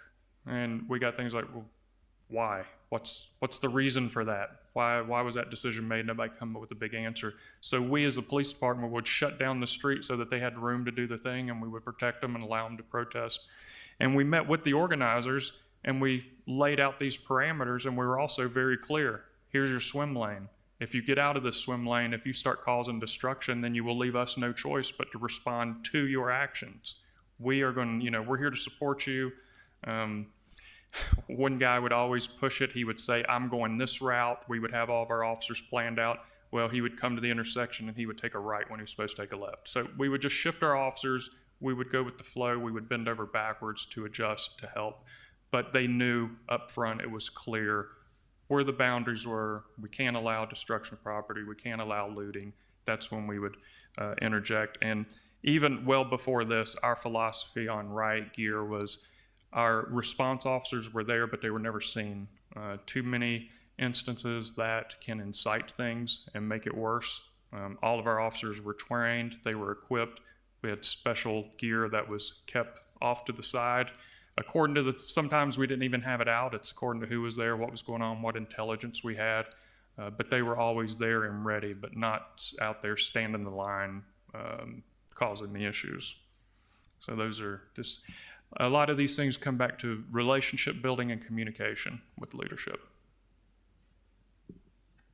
I'd have a follow-up to that. I think that, and maybe this is just my thoughts, that some of the agitators, the looters, rioters, weren't part of that leadership group that you would have had that conversation with. They came from elsewhere, whether it was internal to the community or whether it was external to the community. They weren't involved in those conversations. How do we identify the good guys from the bad guys when it's not always like they're wearing the white hats and the black hats or something? Yeah, this comes down to quality intelligence, having a really good intelligence unit in place. I was somewhere in Tennessee. I travel a lot with Axon, but I was in Tennessee when one of these incidents sparked. Matter of fact, as I pulled up to the hotel, they were like, "Give me your car, I'm getting in the basement, they're coming." But I went over and talked to the officers afterwards, and they had intelligence. They knew which group come in. They worked with the FBI, their partners at the FBI. They knew who was there to cause problems. They had them identified. They were watching. They even had that group under surveillance and saw them out taking GPS coordinates of potential targets, potential things. So yes, you've got to have the intelligence. You have to do your homework and know who's there and try to just deal with that and not treat the entire group for the misbehaving of the small and try to remove them from the herd, per se.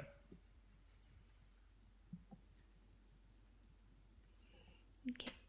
Morale is a common issue in law enforcement agencies. The Fargo Police Department has experienced issues with morale as well.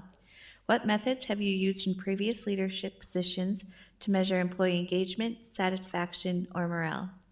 In general, what strategies do you believe are most effective to maintain employee engagement, overall satisfaction, and positive morale within a police department? And so a couple of things on that. The one thing, and I told the officers this because this come up with, I am a big fan of surveys, but I'm not a fan of anonymous surveys. I have done those within the department, and they usually go south real quick. You get a lot of good information, but you get a lot of people taking vendettas, being nasty because they can. And it's not everybody, but it's a few. So survey is one thing, throw it out there, but make them known your name's going to be on the survey, you're going to own it. Another thing that was extremely successful in Newport News, we had line level and supervisor advisory boards with the chief. This was both for sworn and employee, and they met monthly with the chief, and anything was up for discussion that he could talk about, legally or within policy. And they would turn in an agenda beforehand to let him know what they wanted to talk about. and he would reach out to us, the assistant chiefs, and we would go over and be like, okay, we need to have this person here. Maybe we'll have the IA sergeant come in to talk about this because they're wanting to do this. So having that open communication, the members of those boards were, from different parts of the agency, and they were chosen by their peers to represent them, and they would go back. They would bring the issues, and then they would take it back. And then we would also publish the minutes of those meetings. So keeping everybody as up to date as possible. We also published the minutes of the command staff meeting. My liaison officers were like, man, this is eye-opening. I never really go what's going on in that wing. Well, we would publish all the minutes of the staff meeting and make it available for every officer so they knew that there wasn't any magic going on behind the closed doors. Also, I was the direct representative for the Police Foundation. The Police Foundation was a great tool. It was some business members, retired mayor that come together that wanted to start a police foundation to support. Ended up supporting all the police departments there in the region, but it was the Newport News Police Foundation. And this was provided money for things that you couldn't budget. They rented out a museum, and we just had a day for the police department, for them and their families to come, and it was the Mariners Museum. They could just come, they could relax. It was just law enforcement. We provided food. The executive staff manned the grills. We brought in different things for the kids. Just a day for them to relax and let them know that they are appreciated, because these are stressful times, and the officers, it takes a toll on them and their families. So for the foundation, supporting them. And the foundation also supported the community. They bought us trailers with toys that we could take out and interact with children. So they served multiple hats, but their main mission was to support the welfare of the agency.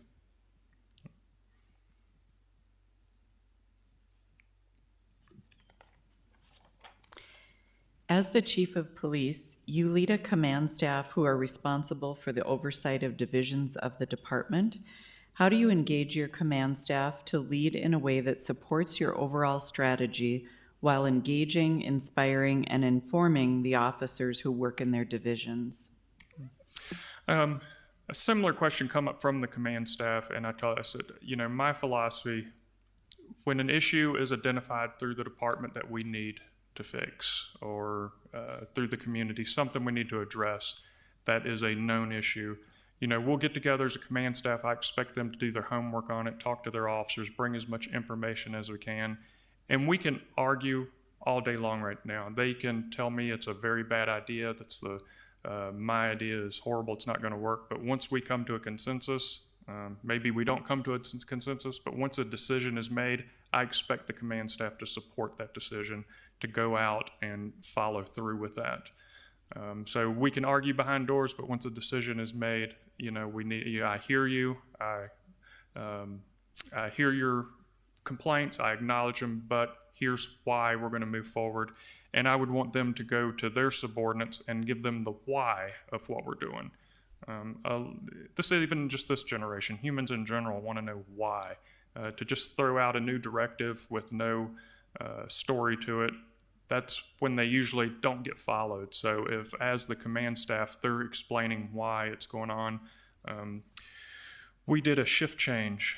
Nothing will disrupt an officer quicker than you change his shift hours, but the manpower study we did showed it. So I actually, as the assistant chief, went out to those briefings. My captains would cover it, and I was there to take the abuse. When the officers would, if someone wasn't happy with it, I would stand up and I would take, here it is. So I would continue that philosophy as the chief. I would be there to support them as they're sending the message down and make sure everyone's on the same page.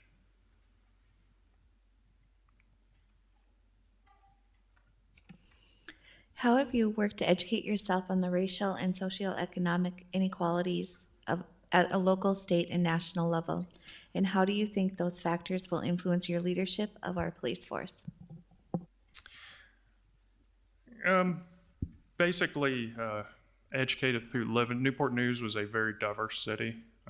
So my entire career was spent in a diverse city and seeing the inequality in lower southeast Newport News, very high density housing, long history there. So we bent over backwards to do our part as an agency and as a city. The city was very supportive of that community and always trying to make sure it was a level playing field. The experience that I've received actually, traveling around the world with other law enforcement agencies, seeing how they handle things, the training that I've received at the FBI National Academy, those sort of things. You look at different ways to handle diversity and inclusion and inequality. So you just keep an eye out for it and do our part to make sure it's as level of a playing field as possible.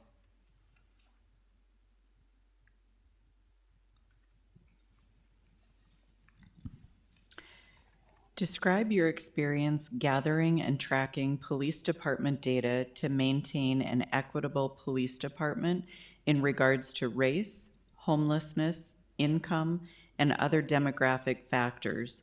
How has this data been collected and analyzed in police departments you have led? And how have you utilized this data in your department's operations and strategic plans? Do you mind repeating that one more time? That is a long one. So we'd like to start by having you describe your experience gathering and tracking police department data to maintain an equitable police department in regards to race, homelessness, income, and other demographic factors. How has this data been collected and analyzed in police departments you have led? And how have you utilized this data in your department's operations and strategic plans? So at Newport News, we were a CALEA certified agency, and we were responsible for tracking demographics, mostly with hiring and discipline. So we kept constant records and promotions, hiring, promotions, discipline on race and sex. So that's part of our normal operating procedure.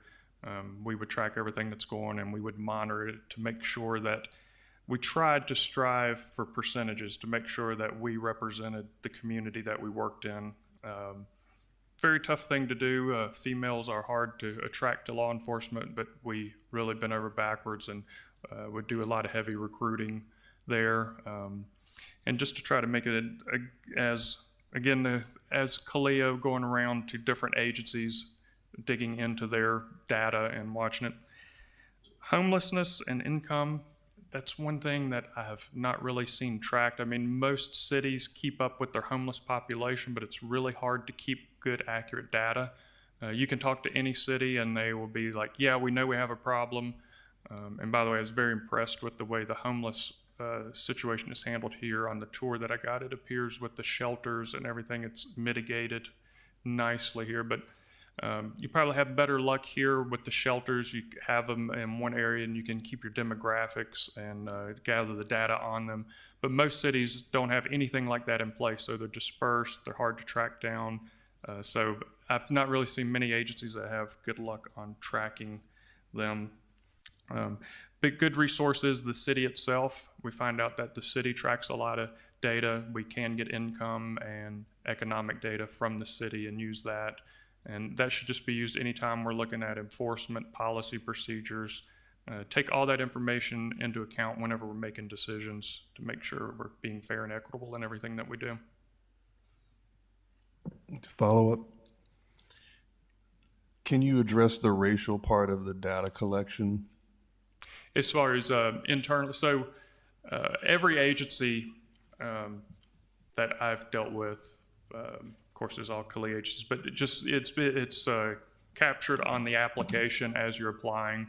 And then whenever we do promotions and discipline, it's also, we keep track of it in databases just to keep an eye out for anything that doesn't look right, anything that's out of alignment.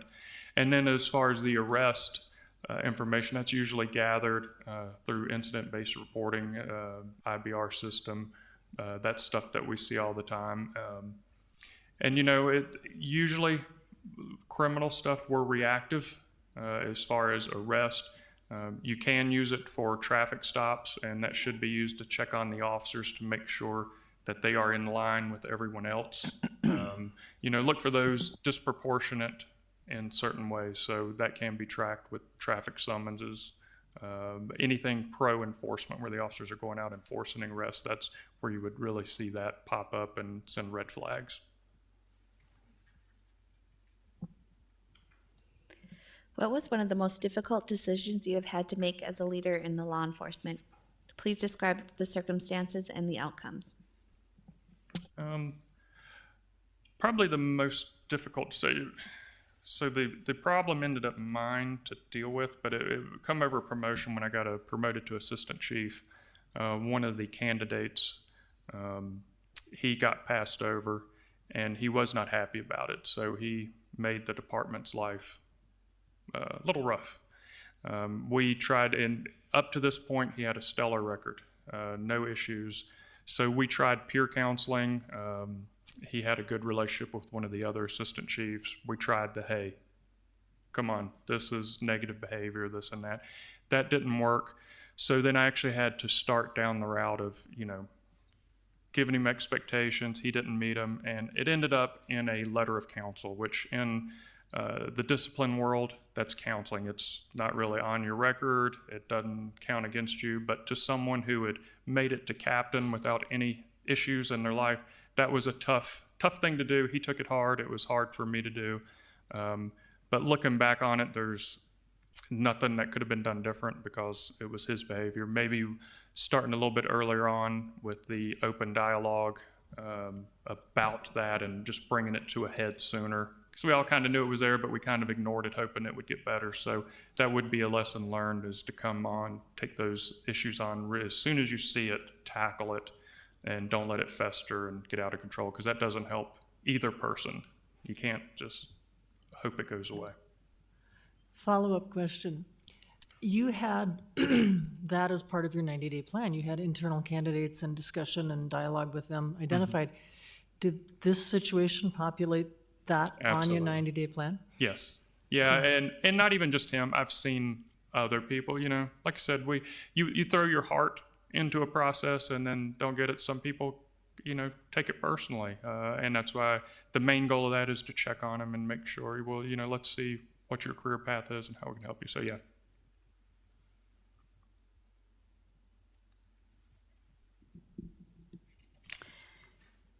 Tell us how you have developed work relationships through trust and respect.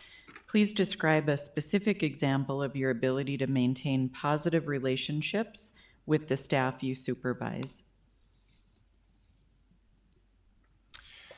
A lot of the trust and respect is just getting out and doing it. You have to walk the walk. You can't just talk it. So, we spend a lot of time on weekends out at community meetings, cookouts. I would go to those events, even as command staff, I would go in on the weekends, even though my schedule was Monday through Friday, because I expected my officers to be there. So I would go out, I'd be on the front lines with them doing these things. Keeping a positive role, probably when I worked communications, our communication center was in the basement of our city hall, a city hall that probably saw its prime in the 70s. And here they're in the basement, very poor ventilation, no lights. It was very hard for them. And previous supervision had just stayed at headquarters. Well, I made sure to spend time down there. I would spend briefings and work with them on improving what we could, working with what was given us. We got new carpet, we got new furniture. We allowed them to paint a mural on the wall to brighten things up. So it's very hard to keep a positive attitude when you're in a very bad work environment. So I made sure they know that I was going to experience with them. I was going to sit in my plush office while they went through this. So I spent as much time as I could down there, would even work out of that area as much as I could, just to, be with them and experience their pain.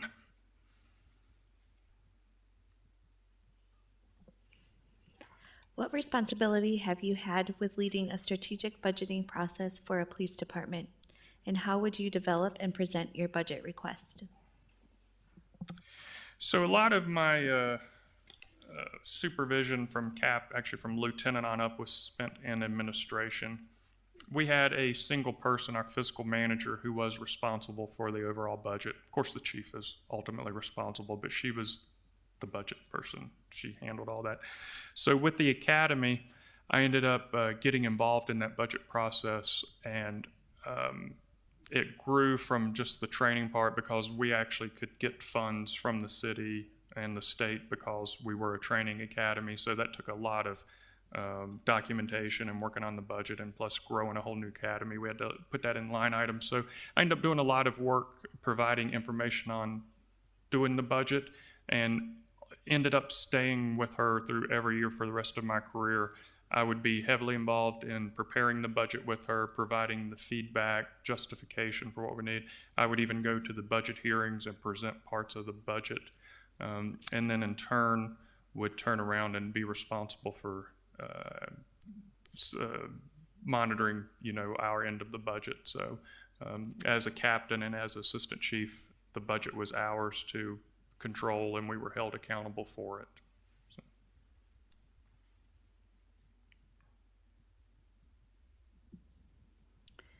To what extent have you been involved in establishing, communicating, and following up on performance expectations?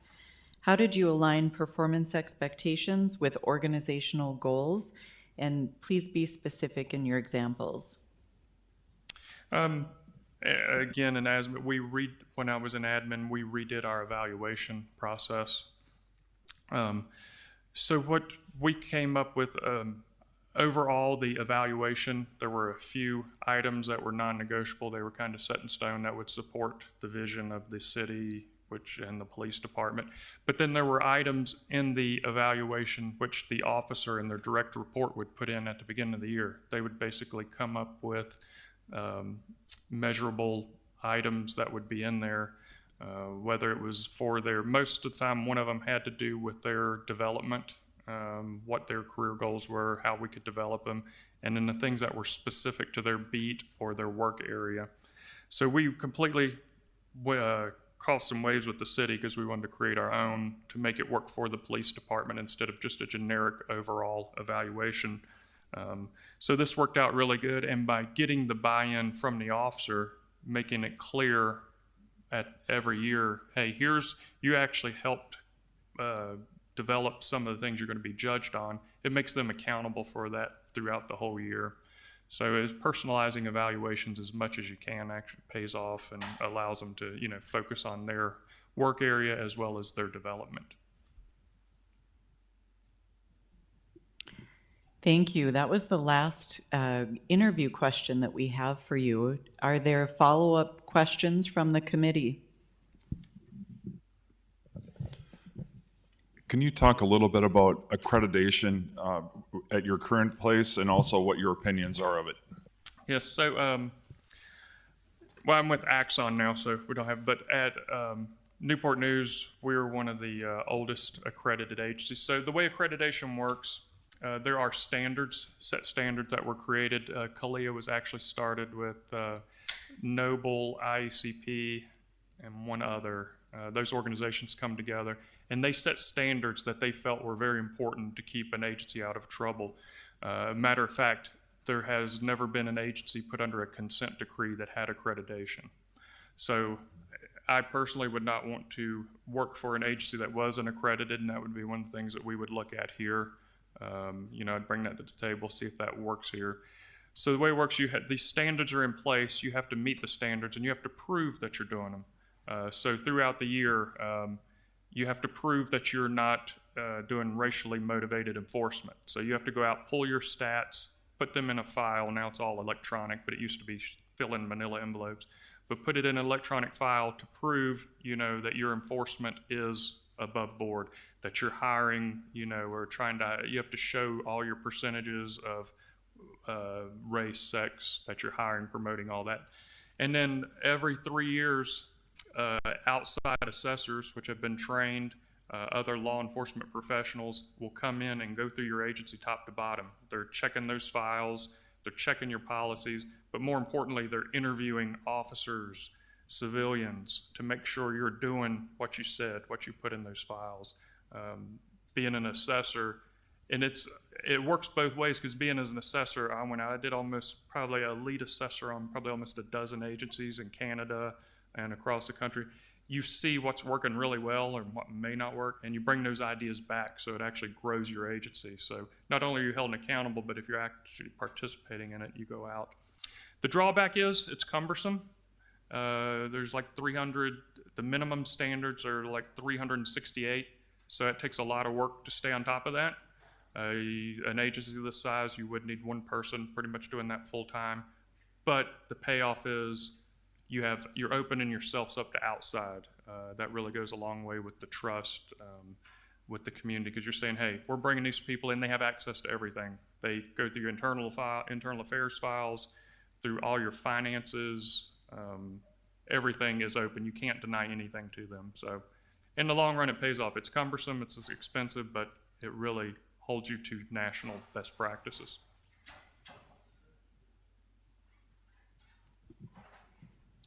Are there any other follow-up questions? Okay, thank you, Stacy. You can go back up to the Human Resources office and they will show you where you'll be having lunch today.